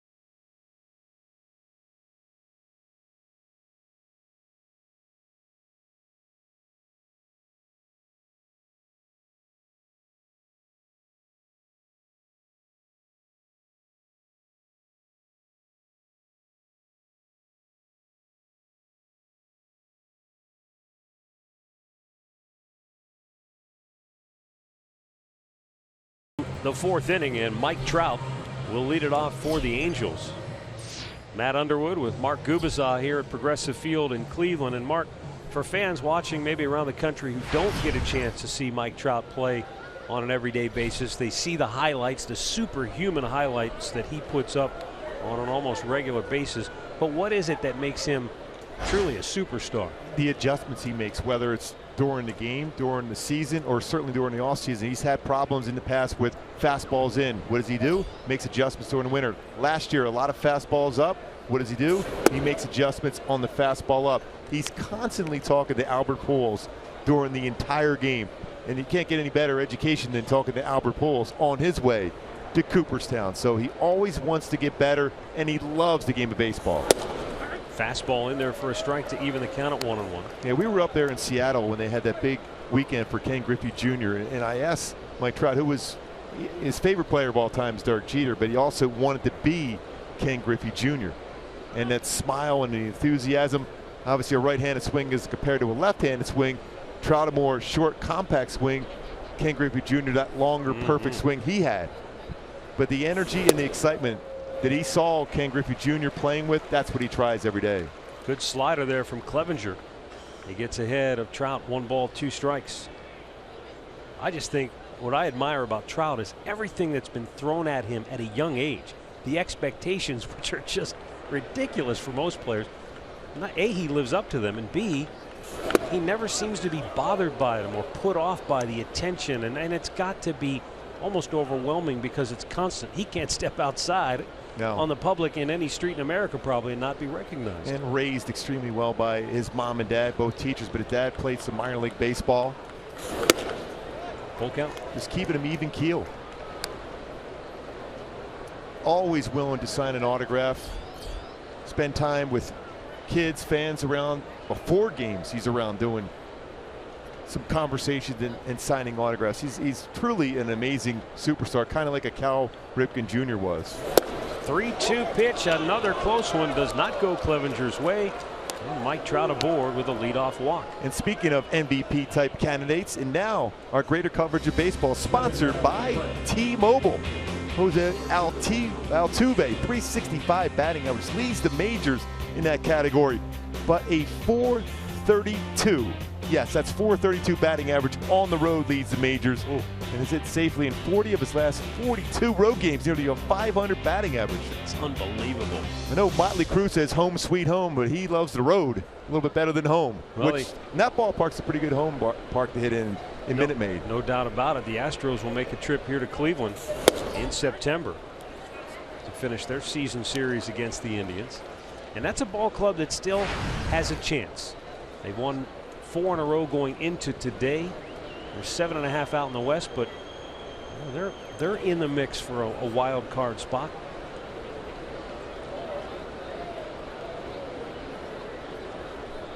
Mike Clevenger fires to first. I think the surprise team that sort of snuck up on people is Seattle. I think most had maybe sort of written them off a little bit, and all of a sudden they got hot. Now they're kind of knocking on the door as well. Yeah, Cano's having a bounce back power season. Nelson Cruz, as usual, hitting the ball out of the ballpark. They're winning a lot of games late. Their bullpen has been good. Diaz, their new closer, 101 mile an hour fastball. Yeah. 1 ball, 1 strike. Take a look at the wild card race. Toronto has the top spot, Boston, and then it's a jumbled mess right behind them. And a lot of baseball still to go. And you know, the Yankees, we were just in New York, and Joe Girardi, despite everything that's happened with New York, the trades and the circus surrounding the release of Alex Rodriguez, but he has maintained, hey, we're trying to win games. We're still trying to get into the postseason hunt. That's the beauty of that 2 wild card system that baseball has. I think it was a great decision. It definitely keeps more teams in the mix. Makes for a much more interesting September in many of the baseball cities. Runner at first, and the 4th. And now it's 2-2 to Andrelton Simmons. Tell you what, just looking at Clevenger today, that power fastball certainly solid. But the pitch I've seen him throw so far in this game, it's been very effective for him, has been his changeup. Even at 2 pitches before that against Simmons, an excellent changeup. Sells it very well. Same arm angle as his fastball, 86 to 87 range. Swung on and missed. He got him to chase that slider. And that was a good, hard, biting pitch down and away. Third strikeout for Clevenger. One down here in the fourth. Keeps that front shoulder in very well to be able to snap that slider. You see the rotation, the dot on the seams of the baseball. That's a tight, sharp slider to get a swing and miss against a guy that doesn't strike out a whole lot. Nor does the Angels as a team strike out a whole lot. The least amount in the American League as far as strikeouts. Well, Mark, I'm sure you probably didn't get a chance to see a great deal of Clevenger. He was only in A-ball when the Angels traded him to Cleveland. But there was some work that the Indians put into Clevenger coming back from the Tommy John surgery to sort of refine his mechanics. And they worked in the minor leagues to get him to use his lower half more, kind of build some strength down in that lower half. That felt like he needed to drive toward home plate a little bit better. Needed to raise his arm angle, the arm slot just a little bit. And Mike said it took a little getting used to some of those new mechanics, but boy, once he did. Runner goes, Trout's off to the races. The throw by Jimenez. Not in time, and Mike Trout has his 19th stolen base of the year. That's 8 more stolen bases than he had all of last year, with 11 for Trout. Talked about, he said during the offseason, I'm going to work on getting better reads against pitchers and steal more bases. Well, he's done that already, 8 more than the entire season last year. A good jump. We know the speed, but that doesn't necessarily mean you're going to be a base stealer. If you have speed, you have to learn to read pitchers. And he really relies a lot on Ron Renicky, third base coach, and Gary DiSorcina, first base coach, as far as getting a feel and a read from a pitcher. Fly ball fouled on the right side, and Mike Trout knows the game, and he understands that down 3, if he's going to steal, he has to know he can steal that base. And a team that has some power, but not a lot, you have to manufacture runs. You have to be willing to be a risk taker and get into scoring position so you can score on a single. Gary DiSorcina on your left, Ron Renicky on your right, the first and third base coaches respectively for Mike Scioscia.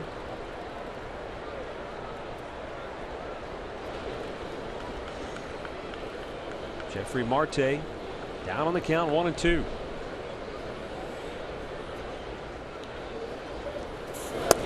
You know who I wouldn't want to be?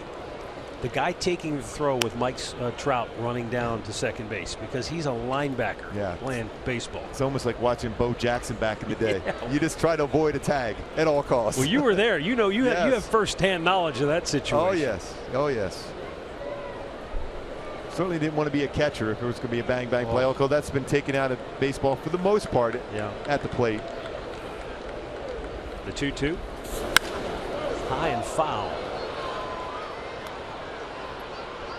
I kind of feel bad for the younger generation, although because we live in the era where everything's saved to videotape, you can still go back and probably YouTube some Bo Jackson highlights. But man, for those of us like you and I that literally watched him dominate in football, come over to baseball and emerge as a tremendous baseball player, he was just somebody that you didn't want to turn away if he was up to bat.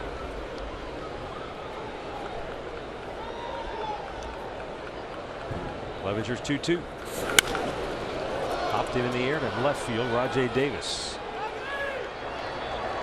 makes the catch. Trout will have to hold at second. Yeah, Matt, so many people over the years have asked me, the people that I've seen are teammates of mine, who does Mike Trout remind you, what player reminds you of Mike Trout? And I would say it's a combination of Bo Jackson and George Brett. You put them together because Bo Jackson had incredible athleticism, but George Brett had all the baseball skills. So Trout has all those baseball skills, yet can do amazing things like Bo Jackson did. Now, Bo was in the process of just being a baseball player only, and I think he would have even got better as far as his baseball skills and instincts. But Trout has that combination, which is very rare.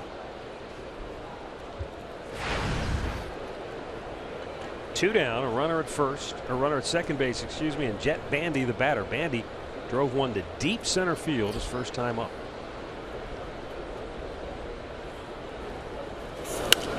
Foul back out of play.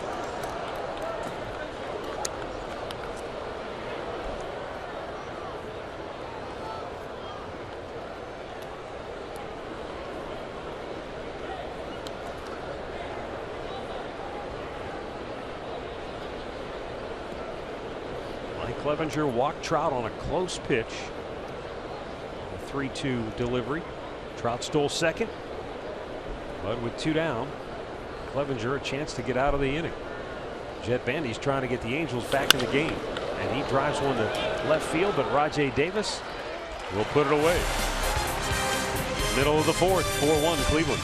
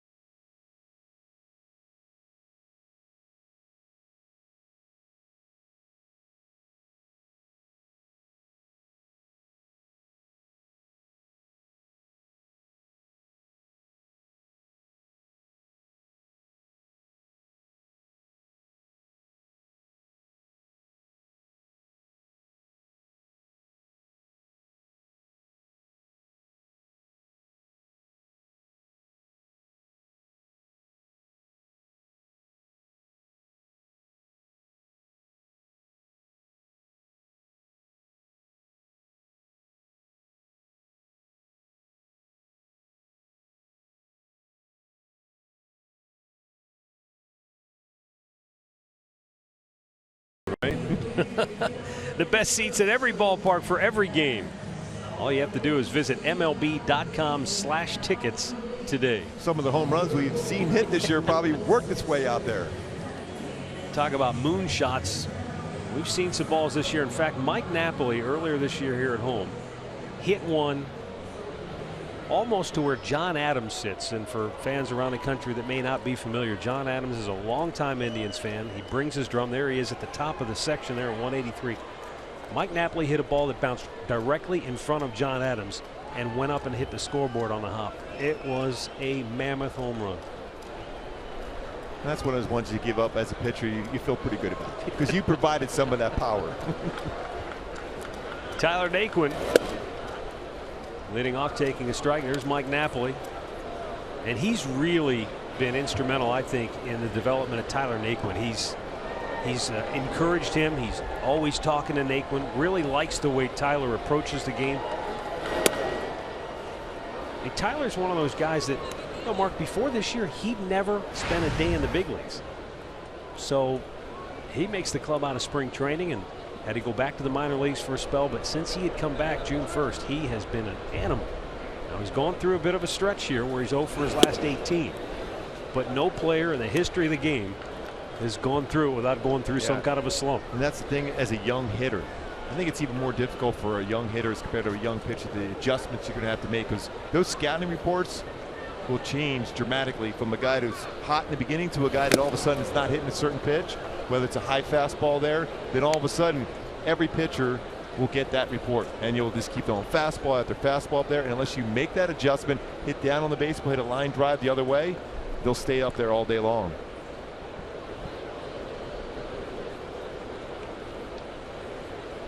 The 2-2. Hopped him up. Playable here for Yunel Escobar. One away. Now, you and I talked about it. You know, this is 2016.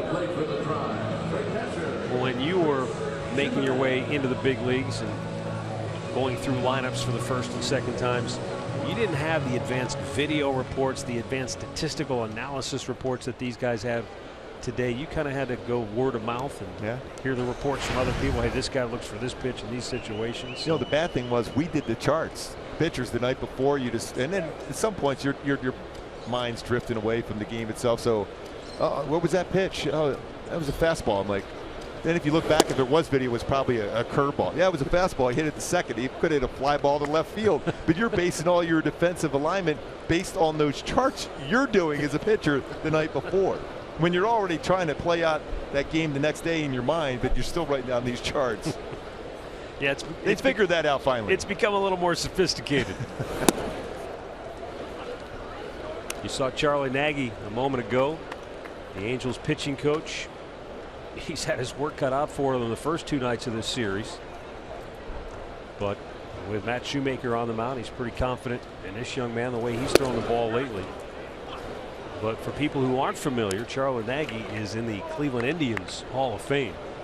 In his 13 years with the Tribe, 4 times he led the Indians in innings pitched and ERA. 5 times he led the club in wins and in strikeouts. Relatively quiet guy, but an unbelievable competitor he was, and he still is. And it's frustrating for him right now because he's had a number of big-time arms unavailable for him this year, including the ace in Garrett Richards. Shoemaker strikes out Jimenez, 2 down. Now Charles Nagy, you hit the nail on the head. Mild-mannered, easygoing, but on the mound a fierce competitor who hated to lose. And a strike thrower, worked quickly. He knew exactly what you were supposed to do on the mound to maximize your defense behind you. High energy guy, worked extremely hard, still to this day works extremely hard. But again, talking to Jared Weaver and the rest of the guys on the staff, his positive energy is off the charts. And it's been difficult for him. His wife Jackie made the trip into town to catch up with friends. You spend more than a decade in one place in your professional career. You make friends for a lifetime. Yep. I'm sure they still have a Mark Gubicza welcome home dinner in Kansas City for you every time you go back, huh? And then get ready to leave and go home. I always have fun going back to Kansas City. Charles, we were joking with him as we were landing here the other day. And he goes, oh, no, I can just sneak in. I said, no. You were too successful here in this city to sneak in here and no one noticing where you're at. Yeah, he's a very beloved figure here in Cleveland for all he did for the Indians organization. And he was there at Old Cleveland Stadium when times were lean. And was a key figure on the teams that turned things around when this ballpark opened in 1994. Pitched on those 2 World Series teams, too. You can see that competitive flaring in him right like, there. He wanted that pitch. He wanted that last pitch for a strike. A lot of those pennants are up there because of Charles Nagy and his contributions. The 2-2 to Martinez. Hit in the air to center. Mike Trout, or rather Nick Buss, gets so used to Mike Trout being out there every day, forget he's DHing tonight. Indians go 1-2-3 for the first time tonight.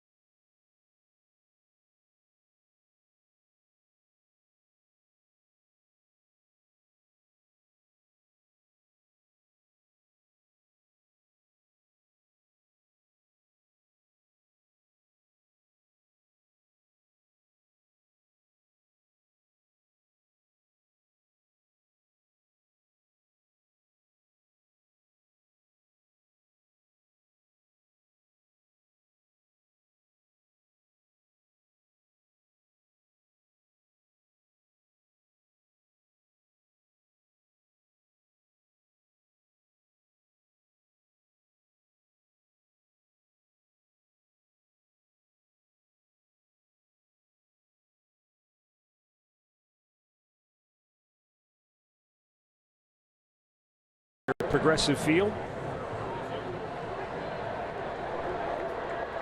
Some pretty good players, pretty good names right there. Corey Kluber, Cy Young Award winner Sandy Alomar, All-Star Game MVP right here in this ballpark in 1997. Look at him hitting ninth at times in the lineup for Cleveland. They're the team that put me into retirement. They knocked me out of a game, but I just walked off, and that was it. That was it.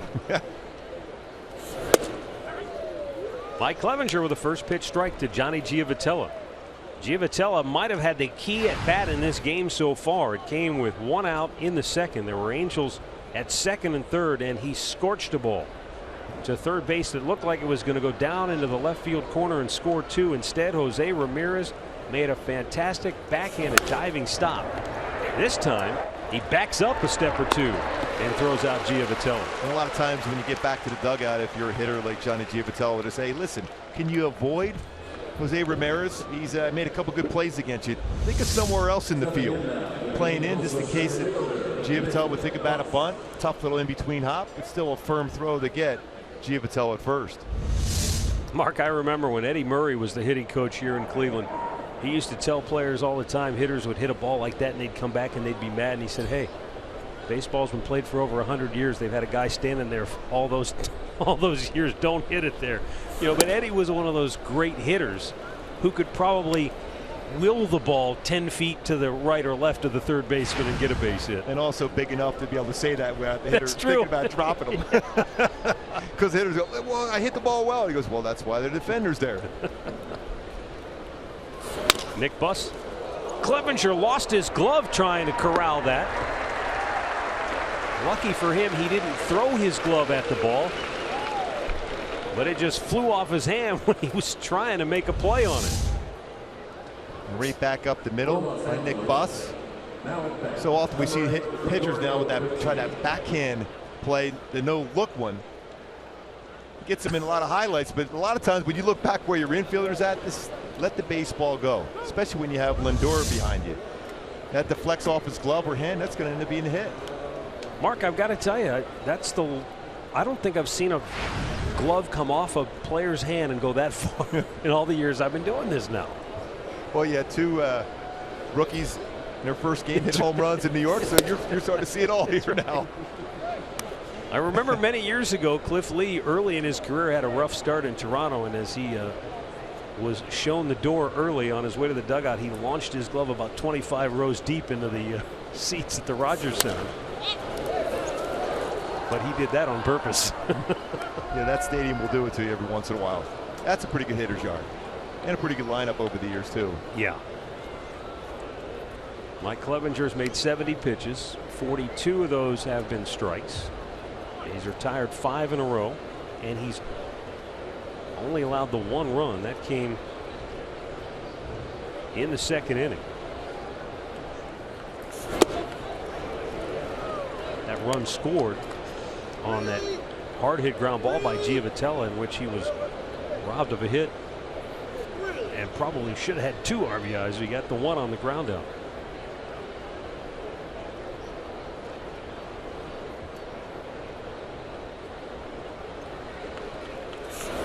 Slider low and away. Yeah, sometimes you hear that terminology, effectively wild. Well, even a couple of walks were borderline could have been called strikes, so he hasn't been way out of the strike zone. But he's been wild enough with enough movement where no one's really been real comfortable at the plate against him so far in the night. The only 3 Angels to reach, all via the walk. And a strike called on the outside corner to keep Petit at home plate. The count is full. And Petit has done a real nice job for Mike Scioscia being able to play a number of different positions. I mentioned playing left field tonight. He's played third. He's played some short when Simmons was out, second base. He's hit the ball very well. Can hit the ball the other way. The payoff pitch in the air right field. And Lonnie Chisenhall puts it away. 6 in a row retired by Clevenger. 4-1 Cleveland, middle of the 5th.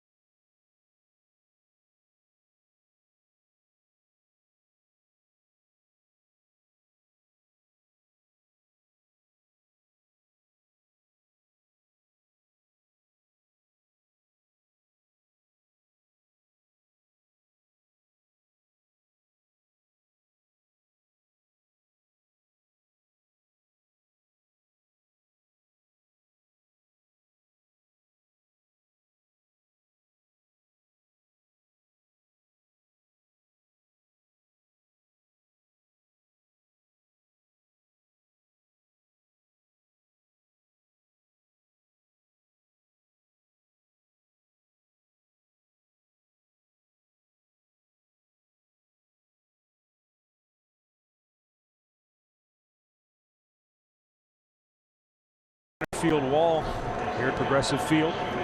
All the Indians Hall of Famers are immortalized there.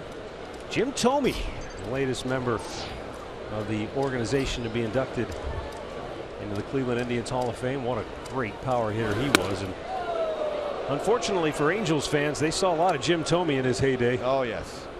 You talk about power the other way. Remember, he hit his 500th career home run as a White Sox against the Angels.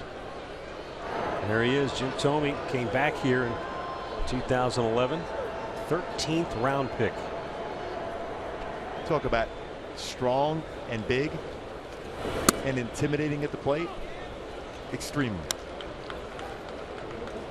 And no doubt in my mind, a Hall of Famer. I'm with you there. I'm obviously partial because I think so much of Jim. I find it hard to believe that he wouldn't be an automatic slam dunk, but I don't get the vote. 2-0 pitch rifled over the head of Thome's former teammate Sandy Alomar, who's still pretty limber. Yes, he is. Sandy is an avid cyclist, and he still logs I don't know how many ridiculous number of miles on his bike almost on a daily basis. I'll tell you what, when you look back at that, we talked about in the open, there's 8 stolen bases. He was a big part of that. He was really getting a good read on Tyler Skaggs and his move to first and his times to home. Yeah, catchers, it's been my experience over the years, they see everything, and it could be the slightest little tell. They pick up on it, and if he can relay that to the base runners, it could be a long night. Mike Scioscia knows a thing or two about that. Great catcher in his time with the Dodgers. Now the 3-1 pitch. Rajai Davis with a base hit up the gut. And Cleveland has their leadoff man aboard here in the 5th. He's got to hurry to get back to first base. He just does beat the tag of Jeffrey Marte. Wow, that turned out to be a lot closer than anyone thought it was going to be. Yeah, he took that wide turn around first with that speed. Buss getting in quickly. And as usual, like I told you earlier today, Simmons is everywhere. And he's already thinking ahead. If he knows with Davis' speed, if he goes and takes a wide turn, he's going to throw right back to base. So if you're a first baseman, you always have to be ready to get a throw from Andrelton Simmons. That should not even be a close play, but it ended up being a close play. Well, Rajai's aboard for the first time tonight. He leads the American League with 31 stolen bases. He had 3 of the Indians' franchise record tying 8 last night. Jason Kipnis stands in 0 for 2 on the night. 5 out of 10 in the series.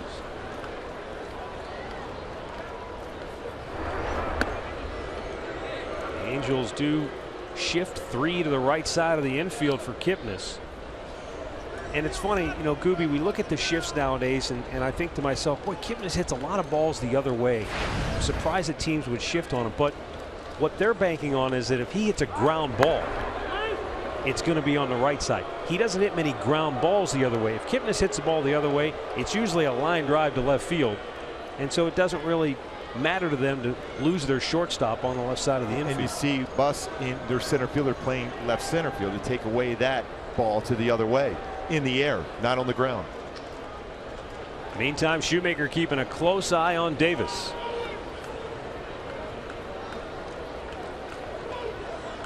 Rajai's off, and here's the throw, and they got him.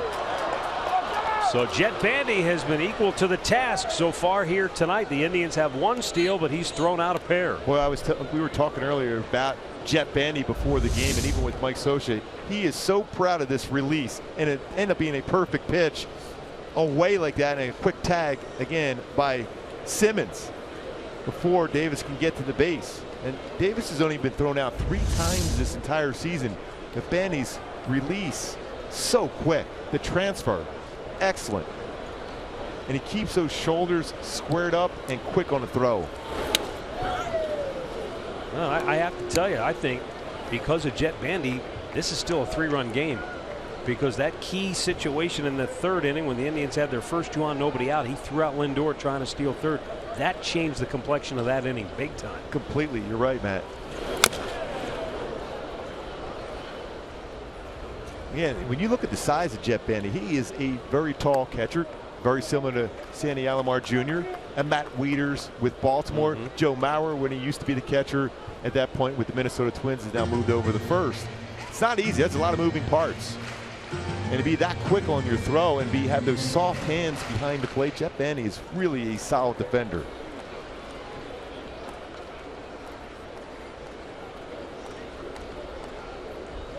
You know, we always focus on the run game on the catcher, but it takes two to tango, and he needs help from his pitcher if he's going to throw a guy out.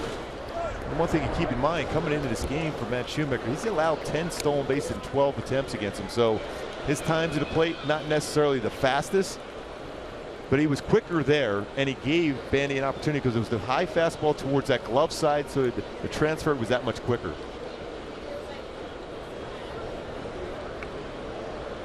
Now the 1-2. Really, he's done a nice job of pitching inside effectively for the most part tonight. The Indians got to Shoemaker with 4 straight 2-out hits in the first inning to plate 3 runs. A leadoff double led to another run in the second. Since then, he's kept them off the board. Out of play. When you look at percentage of pitches Shoemaker has thrown this year, 37% of his pitches are split finger fastballs. He doesn't seem like he has thrown as many. He's had a good feel for his two-seam fastball, especially against a number of these left-handed batters to bring it back the inside corner. But his bread and butter, especially for strikeouts, split finger fastball. He shook off a split finger fastball going fastball in. And he strikes him out. 2 down. Let's take a look at Jett Bandy and what he's been able to do tonight. This was a key spot in that 3rd inning. How quick that transfer and perfect throw right on the base, because you got Escobar off the bag a little bit, so there needs to be a perfect throw. Same thing right here to Simmons at second for Jett Bandy. You mentioned 42% of would-be base stealers thrown out this year by Bandy. That will go up even higher with these 2 tonight. And this is a team that stole 8 stolen bases last night for Cleveland. You know, and Sandy Alomar told me in spring training that what's different about teams controlling the run game now, say as compared to when he was playing, when he was catching every day, is the slide step. He said almost every pitcher now has some form of a slide step, and he said that gives the catcher a better chance to throw out a runner as opposed to a guy that's got a big high leg kick out of the stretch. And the one thing I always remember, that Bob Boone, who was a fantastic catcher, came up with the Phillies, the Angels, and ended up in Kansas City with me. Ricky Henderson, the all-time greatest, he said the best way to stop a running game for a pitcher, hold the baseball. If you can make them stop, they won't go. Even the best base stealers will not go. But even if you use a slide step, if you do it at the same pattern, a quick pattern, they will guess that right. Yeah. But if you hold the ball and then slide step, you've really given your catcher an opportunity to throw out the base runner. Francisco Lindor takes a strike. Lindor 2 for 2. 2 singles and a run scored.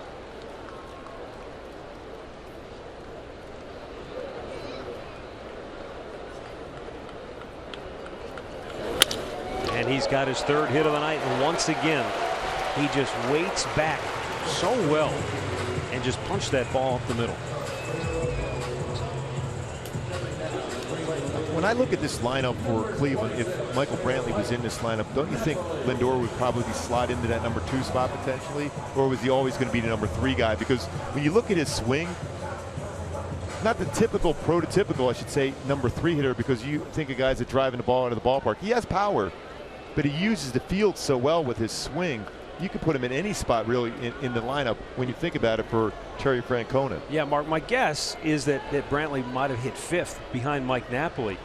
But my honest answer is that going back to spring training, Terry Francona was asked a number of times throughout the month of March if he had thought about lineups, because at that time it didn't look like Brantley was going to start the season, so you were kind of wondering where he was going to go as that ball buzzed the tower of Mike Napoli.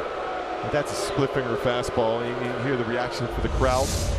It's a splitter. You can see even by the rotation of the baseball, that's a split finger fastball. Again, I mentioned earlier, he hasn't thrown a lot of them, but anytime anything thrown up and in on a hitter, it's never comfortable, even if it is something off speed. But Terry was basically saying, like, I haven't really thought about a lineup, and he didn't really tip his hand. He said, I've got a number of things that I've toyed with. The one thing that he admitted in spring training is I thought about batting Carlos Santana leadoff. And some people looked up with furrowed brows and said, is he serious? Sure enough, Santana's been a very productive leadoff hitter, not your prototypical guy, but 5 times he's led off a game with a home run. Including the first game here after the Angels had an early lead. So it's a move that is paid dividends for him, but he wasn't exactly sure who was going to slot in where in that lineup, but he's pieced it together.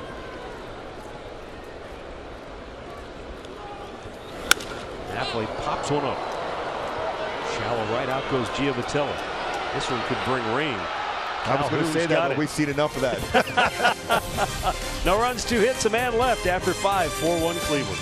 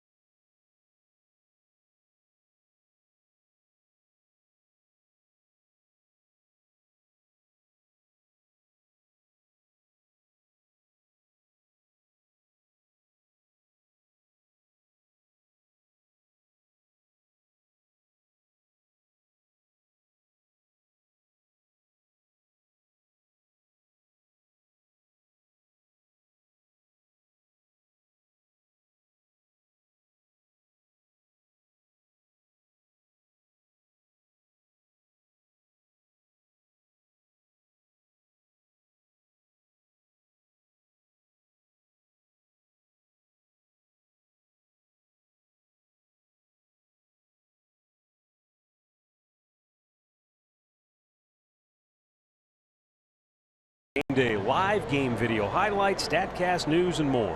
Download MLB.com @bat, the #1 app for live baseball on your phone and tablet. Well, Mike Clevenger pitching into the 6th inning here tonight.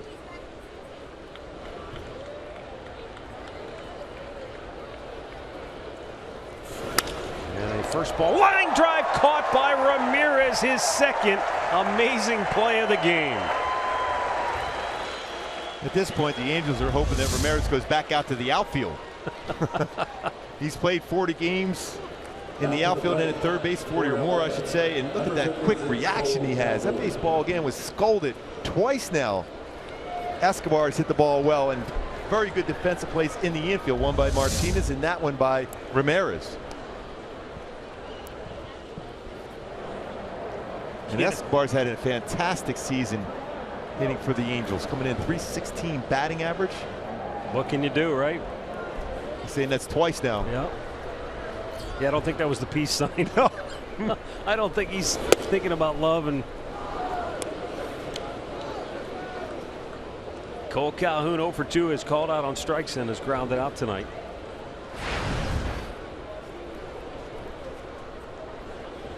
Mike Clevenger has equaled his longest start of his big league career now at 5 1/3. 1 ball, 1 strike. The Indians have pounded out 10 hits. The Angels have had 3 base runners, all via the walk.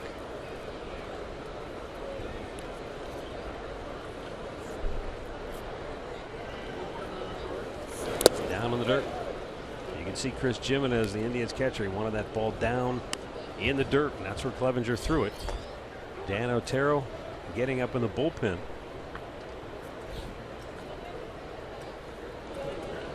Boy, Clevenger's got 8 outs tonight on 3 pitches or less. So you see no hits put up there so far by Clevenger.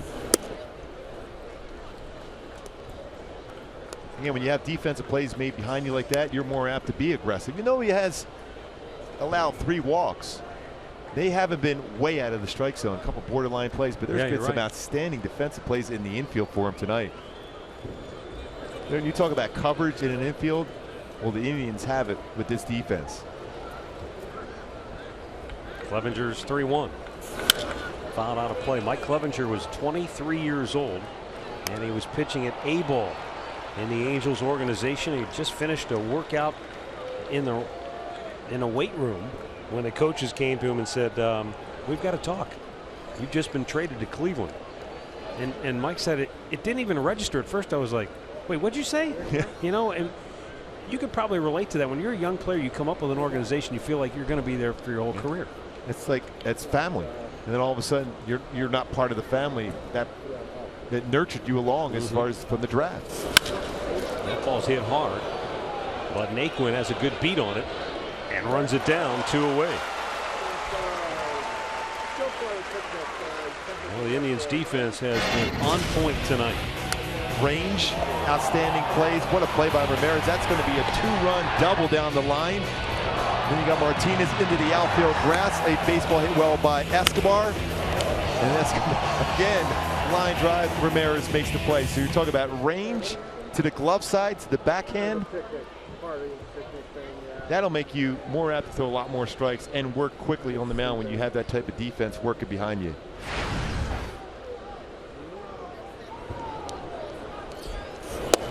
And you know, Mark, originally Mike Clevenger was not scheduled to start this game, but on the Indians' last road trip they had an off day, and it gave them the ability to sort of reshuffle the rotation and push Clevenger back, give him a little extra rest, not so he could face his former club, but once Clevenger saw how it lined up, he was really excited because you know how that would be. You get a chance to face your former club, you want to show them maybe where you're at and how you progressed. Now you can see by his edge he's had throughout this game. You can always see he's a high energy guy, but he's really focusing on this game against his former team. Mike Trout has flied out, walked, stolen a base tonight. Bounced it in there. 2-1 to count. Yeah, you talk about the sort of energy level of Mike Clevenger. In spring training, the first day pitchers could throw to hitters, he was pacing back and forth like he was getting ready to go into the octagon. And Terry Francona said we had to cool him down. Say, hey, this is just first day of throwing to live hitters. You need these guys to score runs for you. You don't want to put them in a slump early on in spring. But Terry said, I'd rather have a guy like that than somebody you've got to light a fire under. Yeah. It's easy to get somebody maybe to scale it back a notch or two than to try to always have to push somebody. Well, it's the count right now for Trout to do some damage. He is patient, but these are the times where he expands a little bit. Swung on and missed. A little off-speed pitch from Clevenger. And a change of pace had Trout fooled. Yeah, and Trout's batting average against off-speed pitches and breaking balls always in the tops amongst baseball. But again, he expanded his zone knowing that he needs maybe to drive a ball some distance to get the offense rolling. 3-2. And another borderline pitch goes the way of the Angels as Mike Trout draws a 2-out walk. And that's the 4th walk issued by Clevenger, and this one, yeah, upper part of the strike zone is the veteran, one of the best players in all of baseball, getting that borderline call. A lot of times though you won't get that backup slider, especially when as a home plate umpire you're seeing that slider going down and towards the outside corner, but it is a strike. You know, I just noticed Mickey Callaway out there talking to Clevenger, looking at his hand. I wonder if that's maybe why Dan Otero's up. Mike's still south of 90 pitches. He might be dealing with some sort of a blister issue. And when you haven't thrown a lot, that really comes into play. That's why in spring training your goal is to throw a lot of pitches, whether it's fielding your position down there or throwing bullpens and then get into games to build that callus on your finger to stay away from those blisters. Well, he's convinced Mickey Callaway that he's okay. And so he'll continue. Now that blister, and you know this from your own experience, that can be troublesome. Think about Rich Hill in Oakland. Yep. And it looked like he was all set to be traded. And he's got the blister issue. And yeah, he's throwing 50 strikes at his 87. When it comes into play, especially for the breaking ball, because you're going to put that finger right on the seams of the baseball, so that creates that friction and makes that pain even more intense. Andrelton Simmons walked in the second and scored the only run of the game for the Angels. Our statistician Tom Bochenek pointing out that all 4 walks issued by Clevenger tonight have come on 3-2 pitches. And as you pointed out, it's not like he's been wild and throwing it all over the place. They've all been pretty close pitches. Yeah, at least 3 of them could have been called a strike.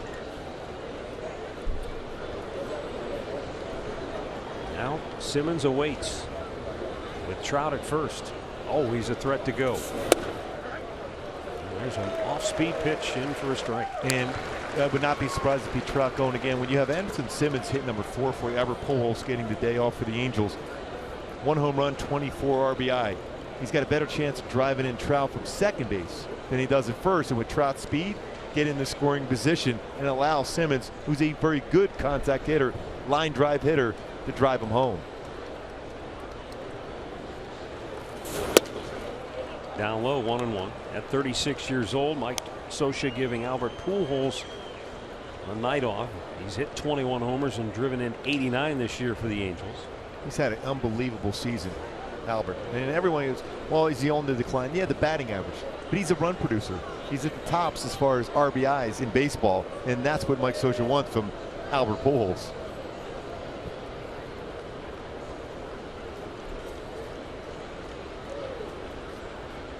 One pitch.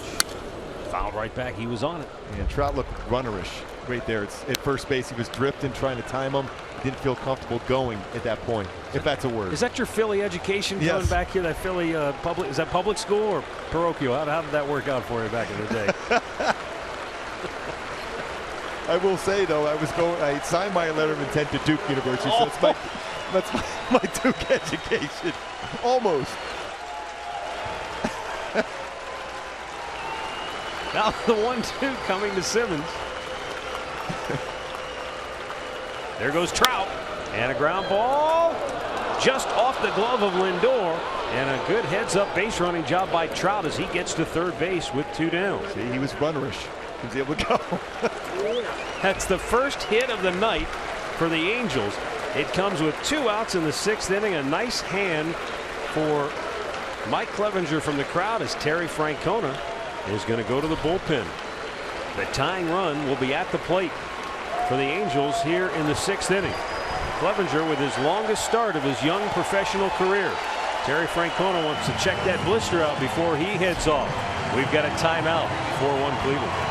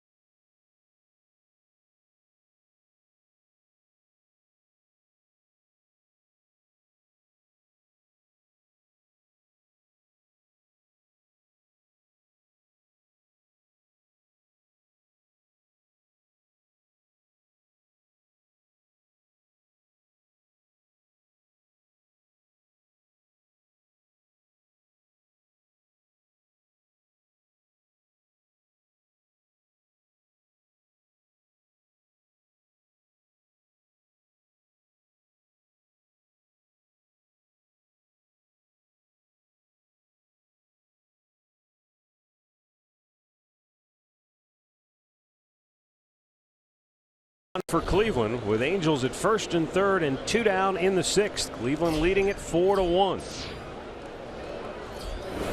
And Jeffrey Marte takes low, ball 1. Otero with a good sinker, keeps the ball down, keeps it on the ground. 23 of his last 27 appearances have been scoreless.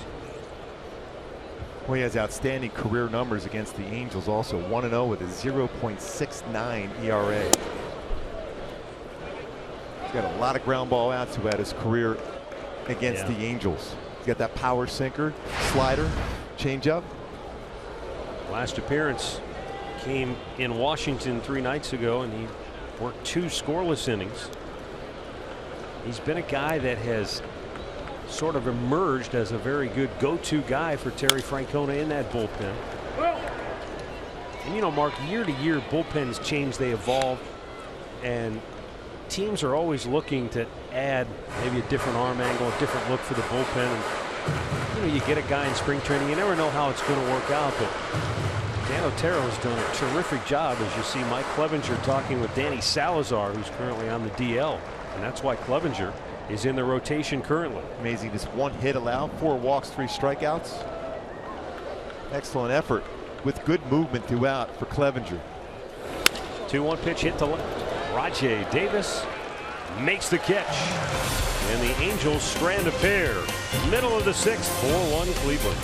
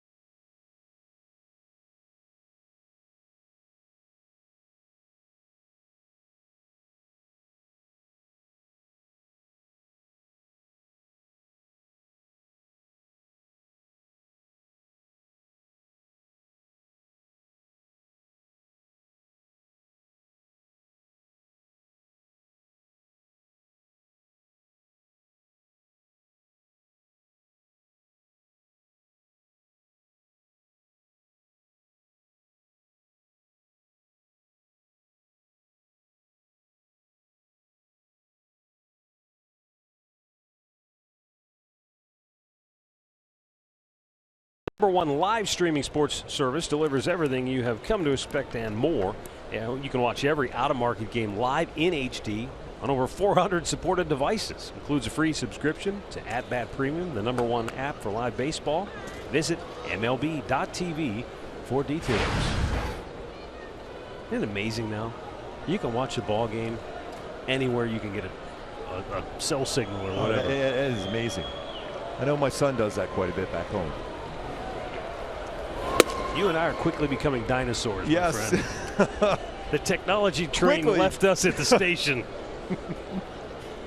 Yeah, I've been a dinosaur for quite some time now, I think. Jose Ramirez had a base hit earlier tonight.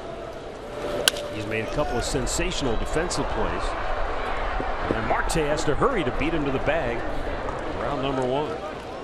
Ramirez earlier tonight extended his hit streak to 17 games. And Marte, not a lot of experience himself at that first base position.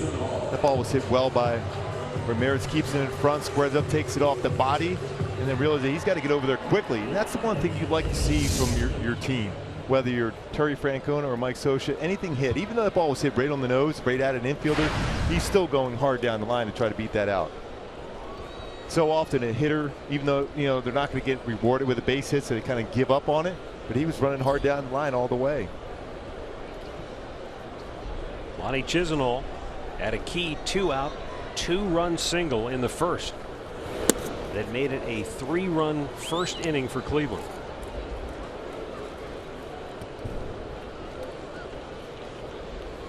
Another infielder now playing outfield for Cleveland, and just so many versatile players on this everyday lineup.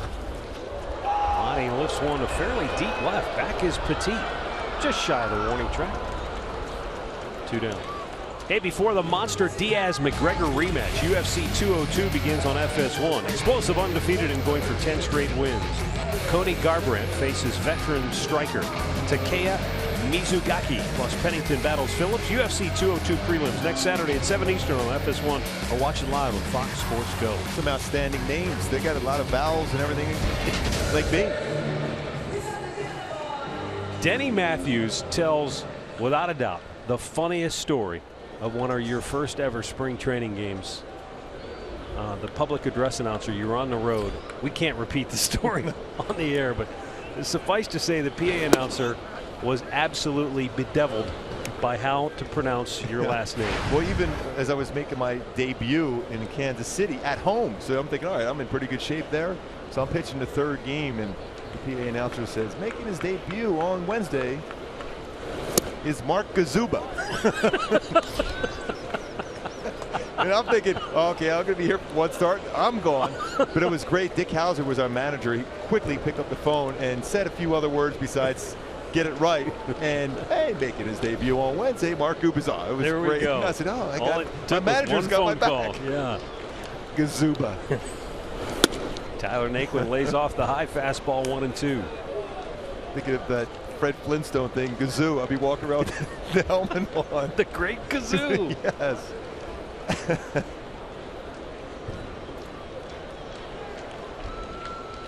A 1-2 pitch coming from Matt Shoemaker. Fouled back. Shoemaker got off to a rocky start, and in that third inning, back-to-back hits to start the inning, and it didn't look like he was going to be around long, but he's done a fantastic job to keep his team in the game, and that's all you ever ask of a starter. Yeah, and manageable pitch count since that first inning. And like I told you earlier in the game, with that conversation I've had with Matt Shoemaker, to give yourself the best opportunity to win, you have to be in that game late. Especially when you're not getting a lot of run support. You'll always see during the course of the game, no matter how well an opponent's pitching, they'll have some chances to score late before you get to that closer, maybe even the 8th inning guy. But that's your best chance. Keep it close to be able to get, at the very least, get a no decision, if not a W out of it. 8 of those 10 hits allowed came in the first 2 innings plus 2 batters. Since then, the hits have been a little tougher to come by for Cleveland. The 1-2 to Naquin. Hammered right field. That's going to go to the wall. Calhoun plays it well. No, he misplays it, and Naquin hits the bag. He's going to have to turn around and stay right there. He had a notion about going for 3. That's one of those plays you're better off. You're already in scoring position. There's no reason to try to go to third with 2 outs. Now with 1 out, maybe. 2 outs, no. Boy, Mark, initially Calhoun looked like he had it perfectly positioned to play the carom. He's set up, he's right there, except oops. Just took his eye off at the very end, but he's been so good as far as getting himself in throwing position. And Naquin's thinking double, potentially right away, and then when he sees that little bit of a bobble, he's thinking triple, but a good job of picking up the third base coach and then stopping. Cole Calhoun has not only a strong arm, a very accurate throwing arm. You saw it on display a couple times already in this series. Well, 2 down, a runner in scoring position now for Chris Gimenez, who doubled and scored in the 2nd inning. Struck out his last time up.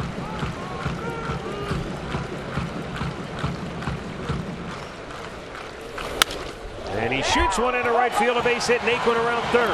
Up with it is Calhoun. He rifles it toward home, but it's offline. And now Gimenez in a rundown.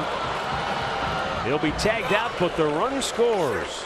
And it's now 5-1 Cleveland as we head to the 7th.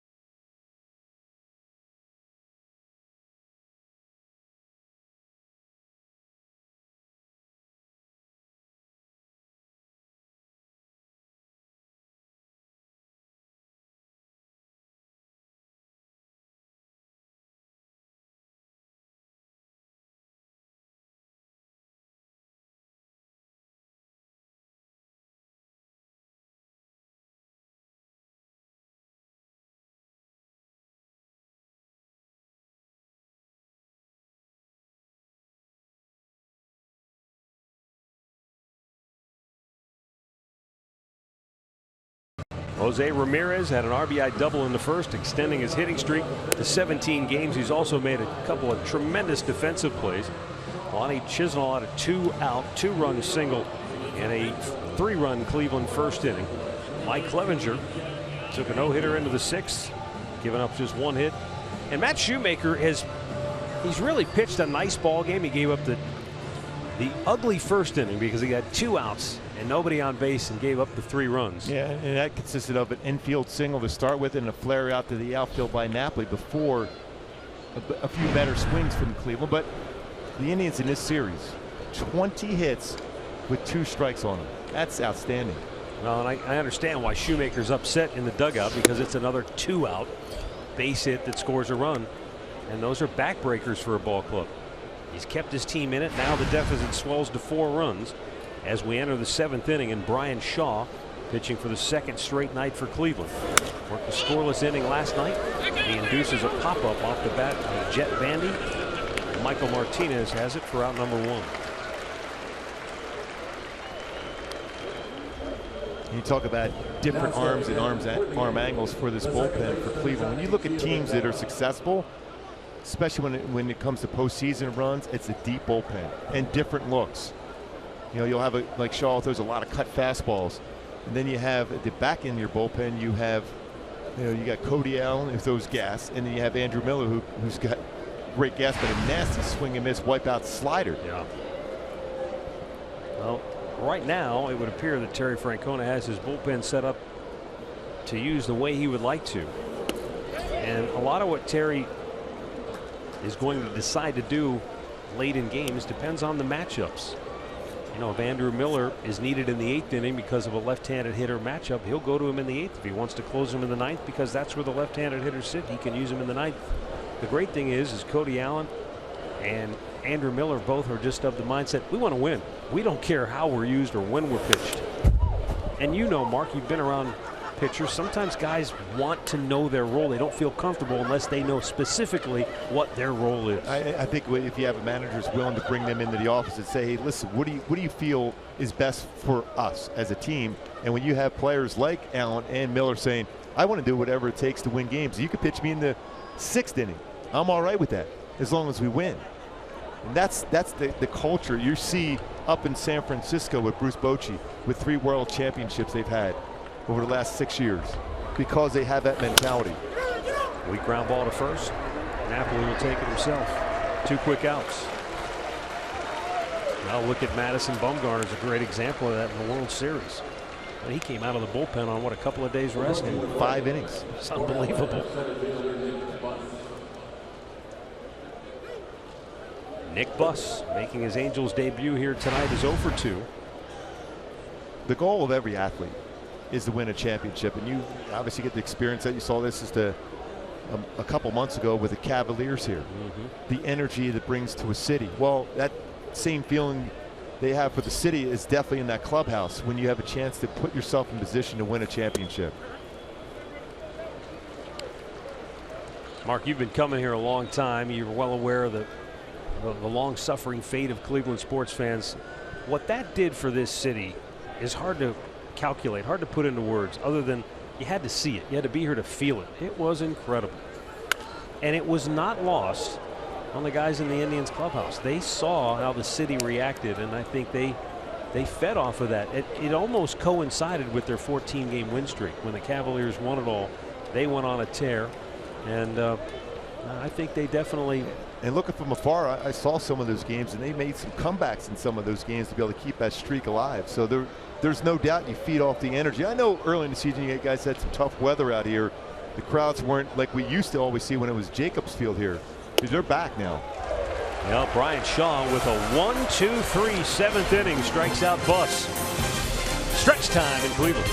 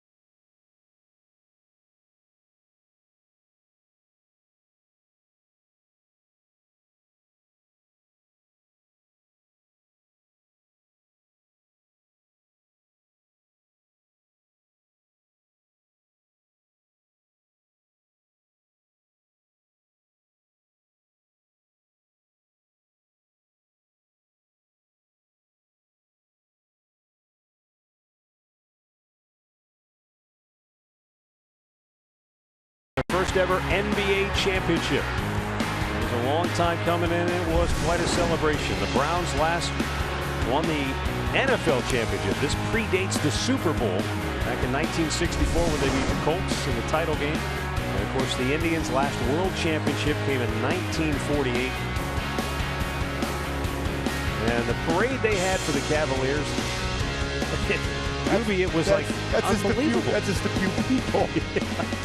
It took, I think it took 3 hours for Kyrie Irving and LeBron James and company to make their way through the crowd because the people were in the streets. They couldn't get the cars through the streets. You could Kevin Love. Speaking of love, you could see the love the fans were giving Cavalier players, how much they meant to this city. Michael Martinez fouls one back, leads off this home half of the 7th inning. Angels go to their bullpen for the first time tonight. Mike Morin working for the second time in the series. He worked an inning and a third in the series opener, scoreless. A couple of strikeouts. Mike Morin's fastball is going to be 90-94 range as a slider, but a very, very good changeup. It's going to be 71 to 75 miles an hour. Throw a fade changeup to a left-handed batter, will cut changeup to a right-handed batter.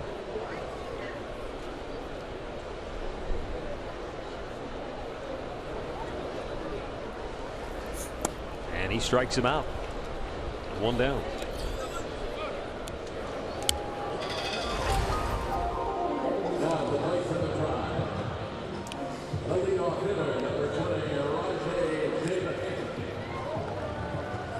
Matt Shoemaker ended up throwing 97 pitches tonight.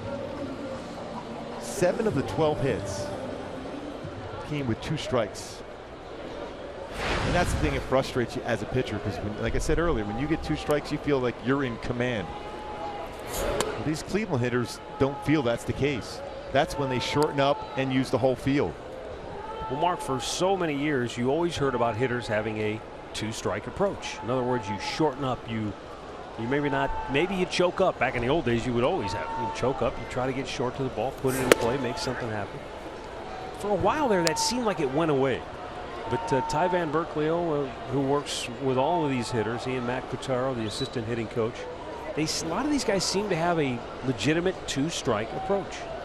And it's good seeing that really around baseball now, because so many hitters over the last number of seasons were okay with strikeouts. And back, you know, it wasn't that long ago when I was playing, hitters did not like to strike out. But, you know, the whole thing is that strikeout is the same as a ground out. It's an out.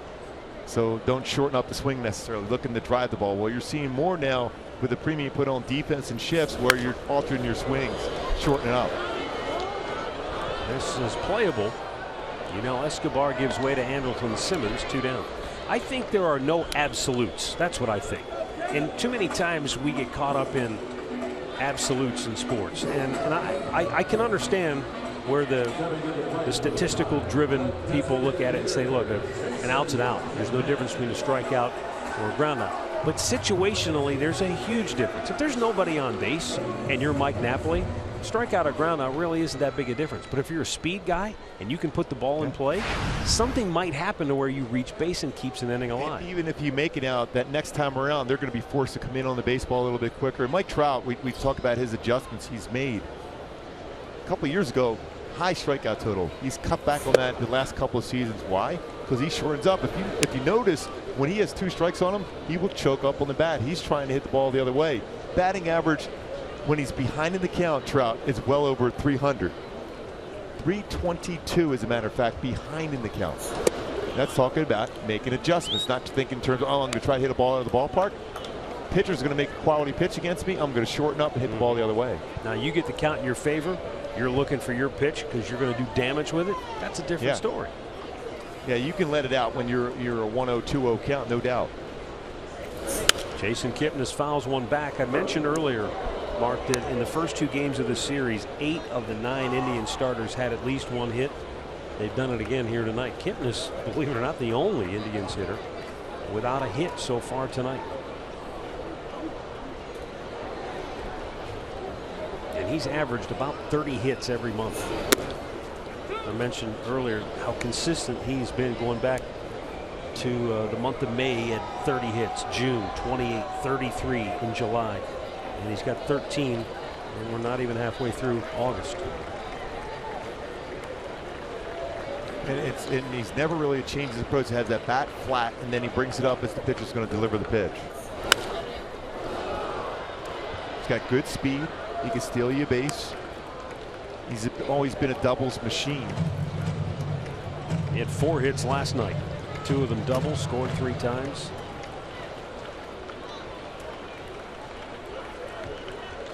As you can see right here in that approach, the flat bat, and then he brings it up as the pitcher's getting into position to start to throw the baseball.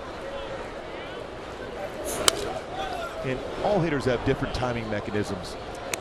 Andrelton Simmons has 2 toe taps before he swings through the baseball.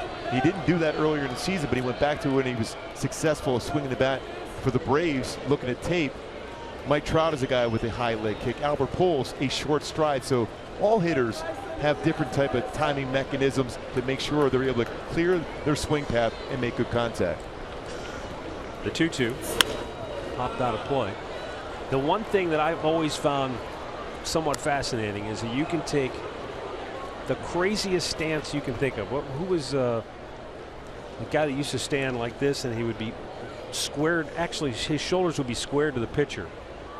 But when the pitch would come, he would step in. Every hitter ends up in the exact same spot when the bat starts to come through the hitting zone. The Angels just saw Nelson Cruz. He has that open stance, but then he closes it as the pitch is going to be thrown. Yeah, Craig Counsey, remember with that, I hate to bring that name up here, with the high, you had the bat above the head, and as soon as the pitch is going to be thrown, it brings it down, and still was able to get through the baseball well. Then you had Gary Sheffield with unbelievable bat speed. And bat movement. Yes, and he had all that movement. Some hitters just can't do that. Kipnis weighted back on it nicely and unloads, and that means every starter in the Indians lineup has a hit here tonight. And that's not easy to stay back on a changeup at 69 miles an hour. I mentioned Mike Morin has a great changeup. Again, even if you clear your hips, he's able to keep his hands back enough to make contact. There's a changeup. Hips have opened up, but he keeps the bat back long enough to have a good swing path to hit that ball in the right. As long as he's able to keep his hands back, again, it's just trying to have that quiet approach and put it in play. Kipnis getting some grief from the dugout. 2 down, a runner at first. And the 2-out hitting has been incredible. 7 for 12 with 2 outs the Indians are tonight. And Francisco Lindor taking a called strike.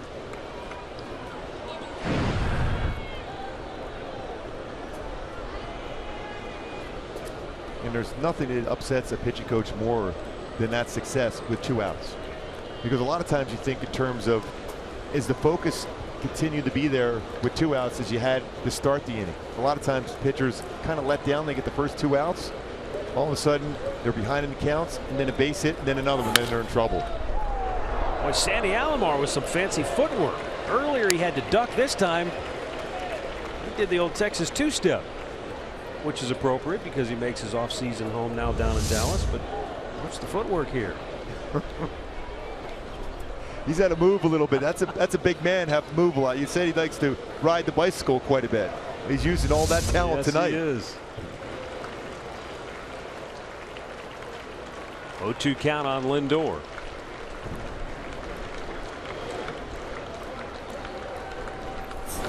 And he smashes one. Diving stop by Escobar to second for the inning-ending force. Well, you know, Escobar's been robbed so many times tonight, he said, I want to try to do this to somebody else for a change.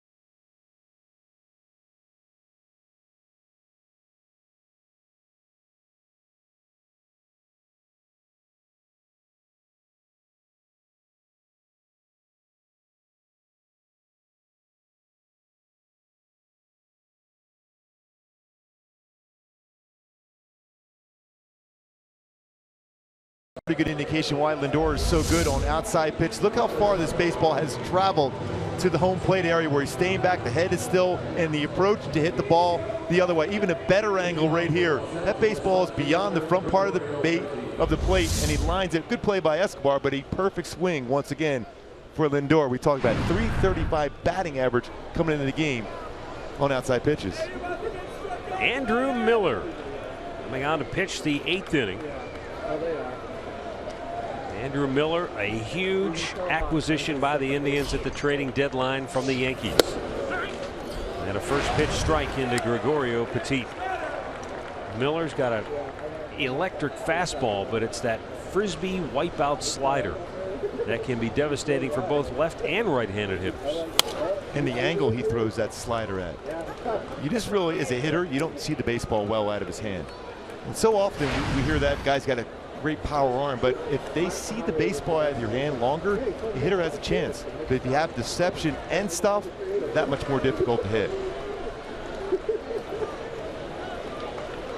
Indians paid a steep price to get him in terms of prospects as he punches out Petit for the first out here in the 8th inning. But Miller was a highly coveted relief pitcher come the trade deadline. A lot of different teams wanted him because he's unlike Aroldis Chapman. He's not a free agent at the end of the year. You have him for next season as well. So everybody knew going in it wasn't going to be cheap to get Andrew Miller. The Indians gave up Clint Frazier, highly touted outfield prospect, young left-handed starter Justice Sheffield, right-handed pitcher Ben Heller. But what Andrew Miller does is he makes your bullpen immensely better. And the energy a guy with that type of arm at the back end of your bullpen brings. We saw it in Chicago when Chapman came onto the field. The electricity in that ballpark was insane, and you're going to see that now with where you have two guys that can bring fastballs and have wipeout break balls, and Cody Allen and Andrew Miller at the back end of your bullpen for Cleveland. When they have a lead, especially with this rotation they have, you should have plenty of opportunities to get those leads.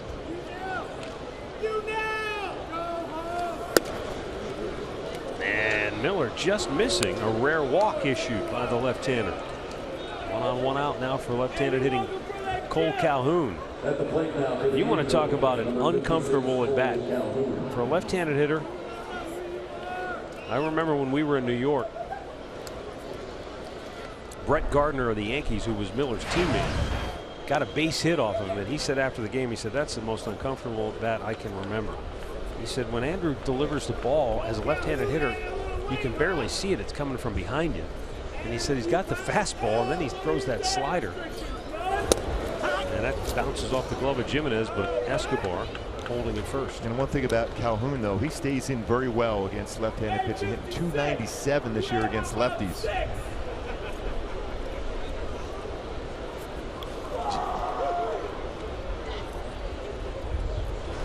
Get somewhat of an idea what this would look like if you were in the box. Got a piece of that. That's a pretty nasty breaking ball there. 0-2. Remember when we had catcher cam way back? Oh, yes. It'd be great if we could bring that back. Yes. Oh, no doubt. Especially when you see some of these arms coming out of bullpens late. And that's a nasty breaking ball. And Cole Calhoun thinks he's tracking that baseball. It's a sharp break to it.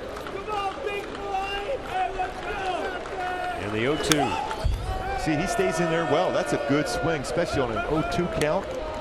Especially after a guy throws a slider like that with the pitch before, yet you stay back and got a fastball. Now, I'd be shocked if I saw a fastball now from Andrew Miller after a swing like that. Well, the problem, too, if you're a left-handed hitter, Miller can throw that slider that you chase, but he can also throw it for a strike. He shook off a slider to go to a fastball. But he missed down and away with it. 1-2. That's when you know you're pretty good on the mound, where you're kind of upset that he had a good swing against your fastball. Like, hey, your catcher puts down slider. You go, no, I'm going to go after him with a fastball. I didn't like that swing against me.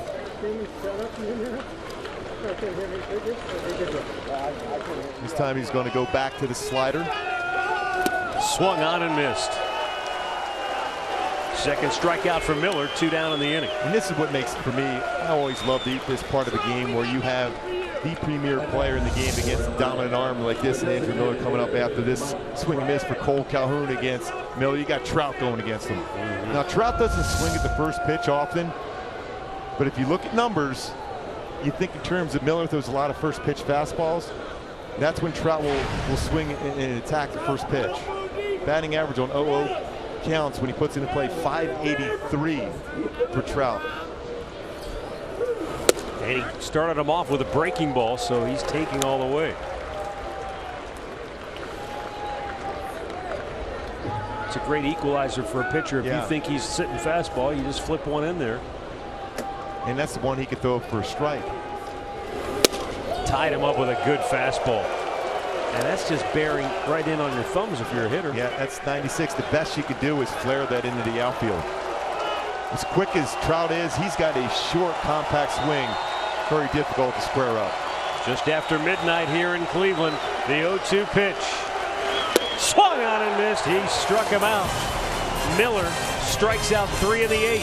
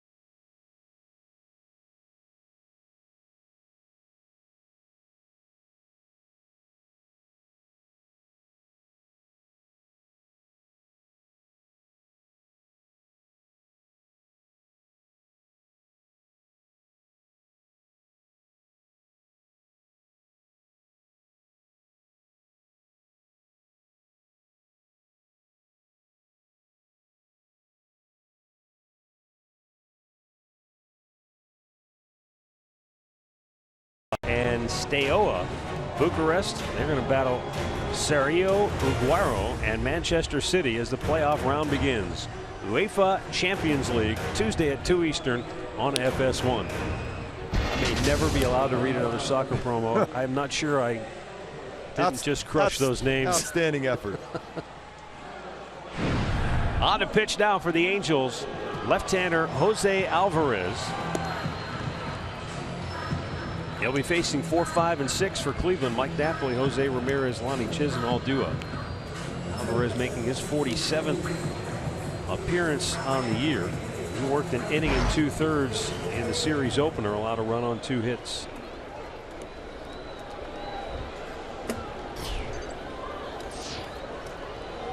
Napoli, 2 for 3, 2 singles, a run scored.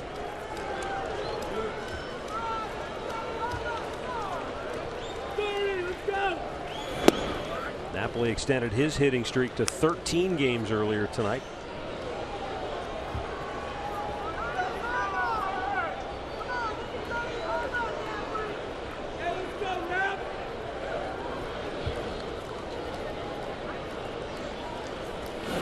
Now foul ball.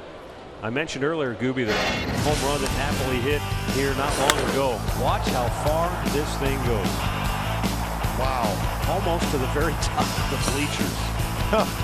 It's a great reaction by Trevor Bauer, who's going to start tomorrow afternoon.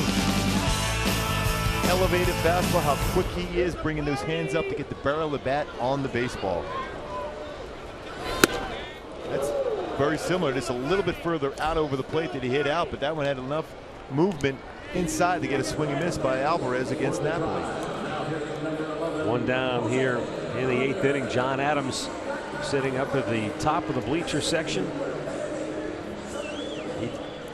That is a long way. Of course, I remember when Mark McGwire hit the scoreboard off Oral Hershiser. And the next day, Sandy Alomar went up to about where John Adams was sitting during batting practice and was waving his arms and yelling down to Oral, "This is how far that ball was that you gave up yesterday." Hey, as a pitcher, though, you much rather give up one of those than ones that just scrape off the top of the wall and end up being a home run. Those are more frustrating, I'm sure. Rick foul, look out below.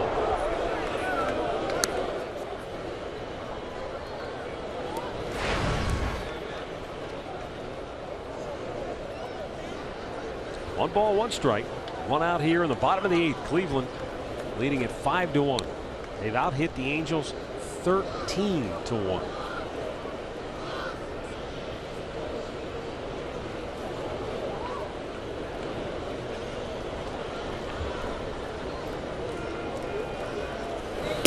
A bit outside.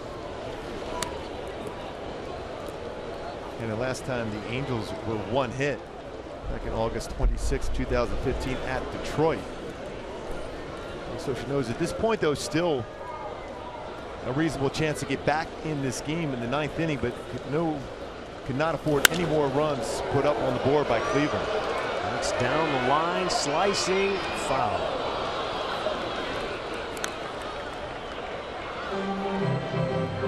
Well, Mark, in one regard, you look at what the Indians have done, and there's one more game to go in this series tomorrow afternoon. They've pounded out 44 hits in the first 3 games so far. And the tone was set in the series opener when Jhoulys Chacín got the start. He made 56 pitches and there was 1 swing and miss. And it was almost as if the Indians haven't stopped hitting since. When coming into this series, we were writing down some notes between these two clubs. Offensively, very similar as far as what they've done offensively since the All-Star break. Both have been swinging the bats well. Even when we're talking with Mike Scioscia today, he's been pretty comfortable with his offense. It's really been a situation where it's been going on that pitching mound. Chop to third. And Escobar. High throw, and Ramirez is safe at first. I don't know if Escobar thought he had to hurry the throw, but it was definitely high. Marte did a nice job to keep that from sailing into the seats. The second error of the game for Escobar that he got. What we've seen this year from Escobar at third base, when he's had significant time, that's when that elbow will drop in the elevated throw to first base. When he's been quick and has to be quick on his reaction, the throws have always been right on the money. And you'll see that a lot from a lot of infielders. When they have too much time, they kind of guide their throw across the diamond. It's his second error of the night. 17th for him in the season. Lonnie Chisenhall, 2-run single back in the first. Lefty-lefty matchup.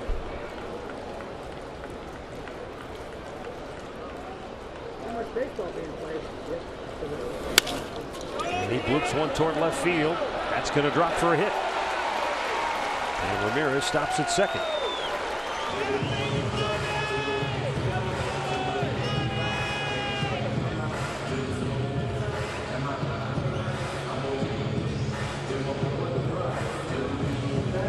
Some of these baseballs are not squared up, but they're put in play. And that goes back to what we were talking about a little earlier with strikeout as compared to putting it in play.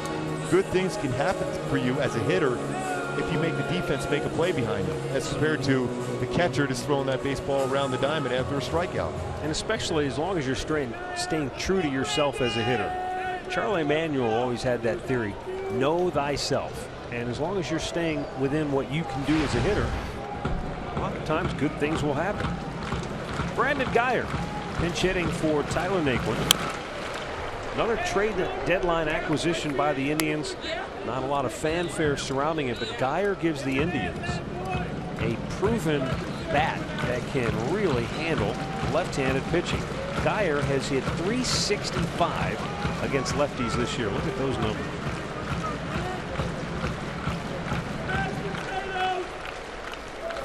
And Jason Kipnis was saying the other day that he just loves the fact that Geyer he's a pro, loves the game, knows the game. You know, he has kind of fit right in with regards to what this team's trying to accomplish, and that is to get to October. Another versatile player for Terry Francona. 0-2 pitch here, and he strikes out. Alvarez takes care of him, and there are 2 down now in the inning. Went upper part of the strike zone with his changeup. Kind of mislocation. Just pulled off on that off-speed pitch.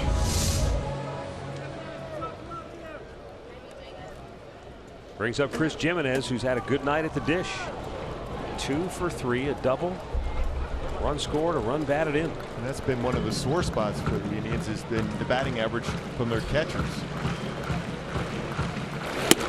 Yan Gomes had a tough year at the plate and then suffered a tough injury in Minnesota, tumbling over the bag at first on a collision and suffered a separated shoulder. So he's been sidelined. There's Gomer. Indians thought they had a deal done to acquire Jonathan Lucroy at the trading deadline, in addition to the deal they had done with Adam Miller. But Lucroy had a no-trade clause in his contract that gave him the right to veto a trade to certain clubs. One of those clubs was Cleveland. He turned it down and was subsequently traded to the Texas Rangers. He did not have a no-trade clause to that club. A 1-1 pitch. And the Indians, nobody's going to go on the record because nobody wants to trash somebody publicly, but I think the feeling in the clubhouse was, hey, if he doesn't want to be with us, so be it. We're going to move on. Yeah, that's the thing. That's the terminology. Move on as quick as possible. Yeah. We want guys that want to be here. And the Indians have patched it together with Chris Jimenez and Roberto Perez, who was coming back from an injury. And he suffered early in the year. Swing and a miss, 2-2. When you look at it in this game here tonight, you have 2 managers that won world championships, and the reason why is because they have players that want to play in their system and the way they manage the game of baseball.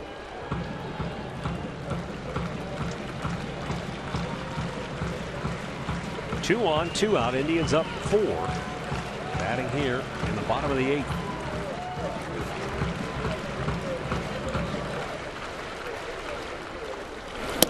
A little bit outside and a full count. And Mike Scioscia told us before the ball game, look, I'm not thinking about next year. I'm not thinking about rebuilding or retooling or any of that. My focus when I get up every day, how can we win tonight's game? He said, I've got a responsibility to the 25 guys in that locker room to think about today and nothing more. And he said, we'll deal with tomorrow and next year when it gets here. Yeah, it's the way it's always been. And really, you don't see any difference in his expression whether you're up 10 or down 10. And it's been that way his whole tenure. And the one good piece of news, though, for Angel fans out there, Garrett Richards is going to see the doctor on Monday and more than likely be cleared to start throwing. Now, he won't pitch this season, but that plays into the plan for next year for Mike Scioscia's club. All of a sudden, you have your ace back, and you can build your staff around. You have Tyler Skaggs. Put a tough one yesterday, Matt Shoemaker. Strike 3 call. Jimenez can't believe it, but he's out looking. Alvarez strikes out 3. We go to the 9th. 5-1 Cleveland.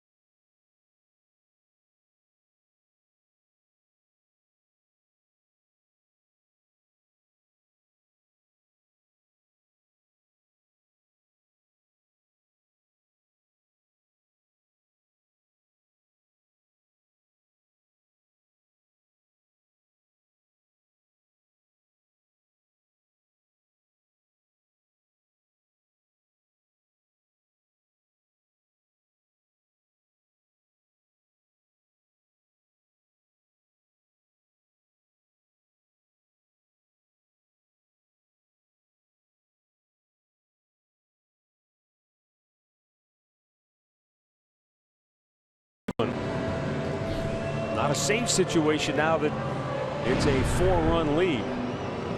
But Cody Allen has been very good in the back end of the bullpen. 21 out of 23 in save situations and a 2.44 ERA in his 47 appearances.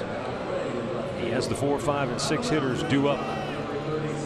Defensively now for Cleveland, Brandon Guyer goes into left field, and Rajay Davis moves from left field over to center. Pretty good indication of how well Terry Francona has run this club. When you have a guy with this type of save percentages and he's okay with bringing in someone else, potentially, even though Andrew Miller pitched the 8th, he'll be sharing that duty. Now, one of the keys I think that made that trade work for Cleveland is the fact that Cody Allen went to Terry Francona and the general manager. Well, he went to Chris Antonetti, who's the team president. And he said, look, hey, if you guys can find somebody who helps us, makes us better, I'm fine with that. And, you know, it wasn't one of those things where he said, hey, I'm the closer. I'm the guy that pitches the 9th inning. That could have created a problem. But when you've got a guy who puts team first like Cody Allen, that makes everybody's life a whole lot easier. Chris Antonetti couldn't say enough good things about how much he appreciated Cody Allen's professionalism. Strike called. 2-1 pitch coming up.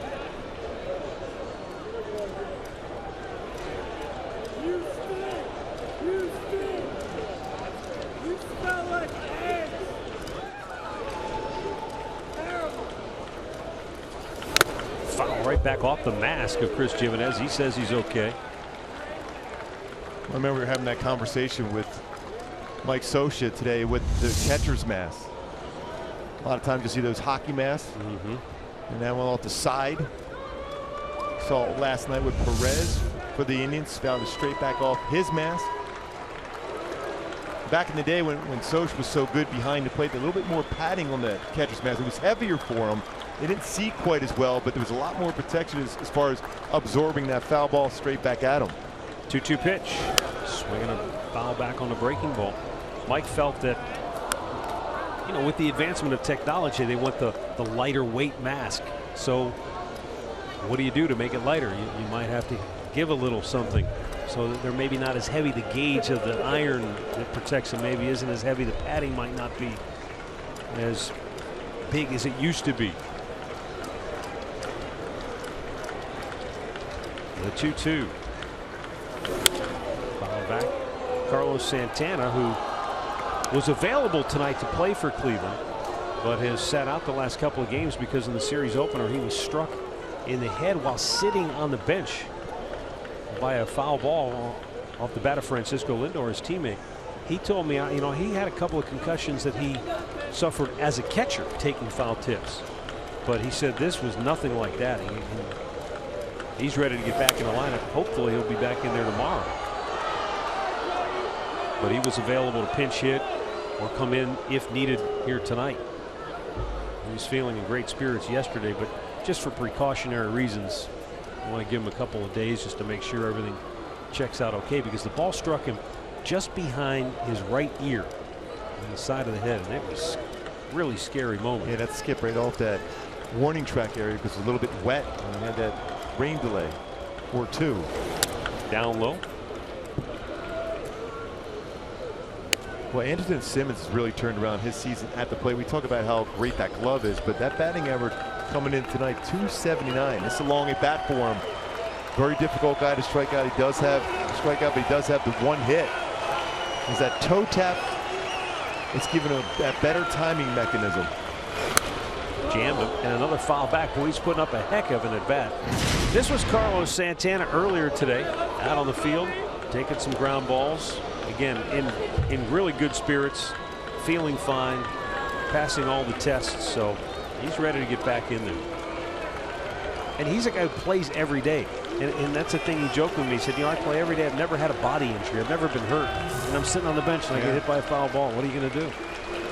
Again, the 3-2. Missed ball 4. That's a good at bat. Where Simmons has worked 2 walks and a single in this game. Again, his approach at the plate has been so good. especially since the All-Star break for Andrelton Simmons. He's thinking in terms of another one. Like we said a lot about the Indians hitters, is using the middle of the field so well, going the other way. He's not trying to drive the ball out of the ballpark. Although when you look back with the Atlanta Braves, he had 17 home runs in a season. This one so far this year, but a good 10 pitch at bat there before working a walk.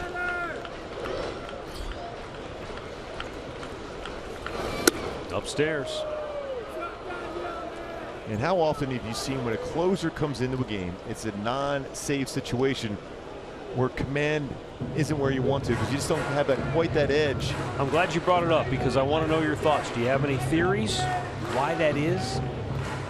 Is it simply a matter of the adrenaline surge isn't quite the same? Or the focus, because most closers come in, they're protecting a one-run lead, so that very first batter could tie the game up with one swing of the bat. So that allows you to have that focus from the first pitch you throw. Now sometimes when you have a decent lead, then you go in there, I'm going to work on a pitch or two. And then all of a sudden you're out of sorts and you put some runners on base, and all of a sudden that tying run comes to the plate before you know it. A little low. And now it's 2-0 for Jeffrey Marte. And I talked with the late Dan Quisenberry, who was fantastic as a closer with the Royals. Jeff Montgomery, same thing. Troy Percival. It's odd why they, even talking with Houston Street earlier this year, that same scenario. Why is it? He goes, because we're so used to, as closers, any pitch we make wrong could cost us the game, but when we go in there with a significant lead, that's not in our mindset. Now, is that right? I mean, nobody wants to give up runs, but your job as a closer is to shake hands with the catcher at the end of the game. Now, it sometimes doesn't matter if you're giving up no runs or 2 runs or 3 runs, as long as you're shaking the catcher's hand at the end of the game. Ground ball to third base. Jose Ramirez goes to second. There's one. On the first, a double play. They go around the horn and erase the base runner. 2 down in the ninth. Pretty much on cue of how this defense in the infield is played. Tough little in-between hop. Quickly fires it over to Martinez to complete a 5-4-3 double play. Thanks tonight to our producer, Jay Cutlow. Tonight's game directed by Mitch Riggin, and flew all the way across the country to be here. That was awesome. Yeah, great dude. And so is Jay Cutlow. My guy.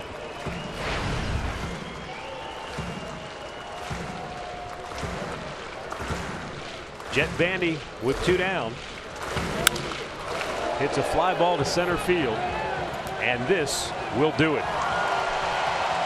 The Indians have won the first 3 in this series. The final tonight, 5-1. And the Angels have now dropped 9 in a row. Cleveland goes to 66-48. They maintain a 5-game lead over Detroit in the American League Central Division. The Angels fall to 49-67. 5-1 is the final.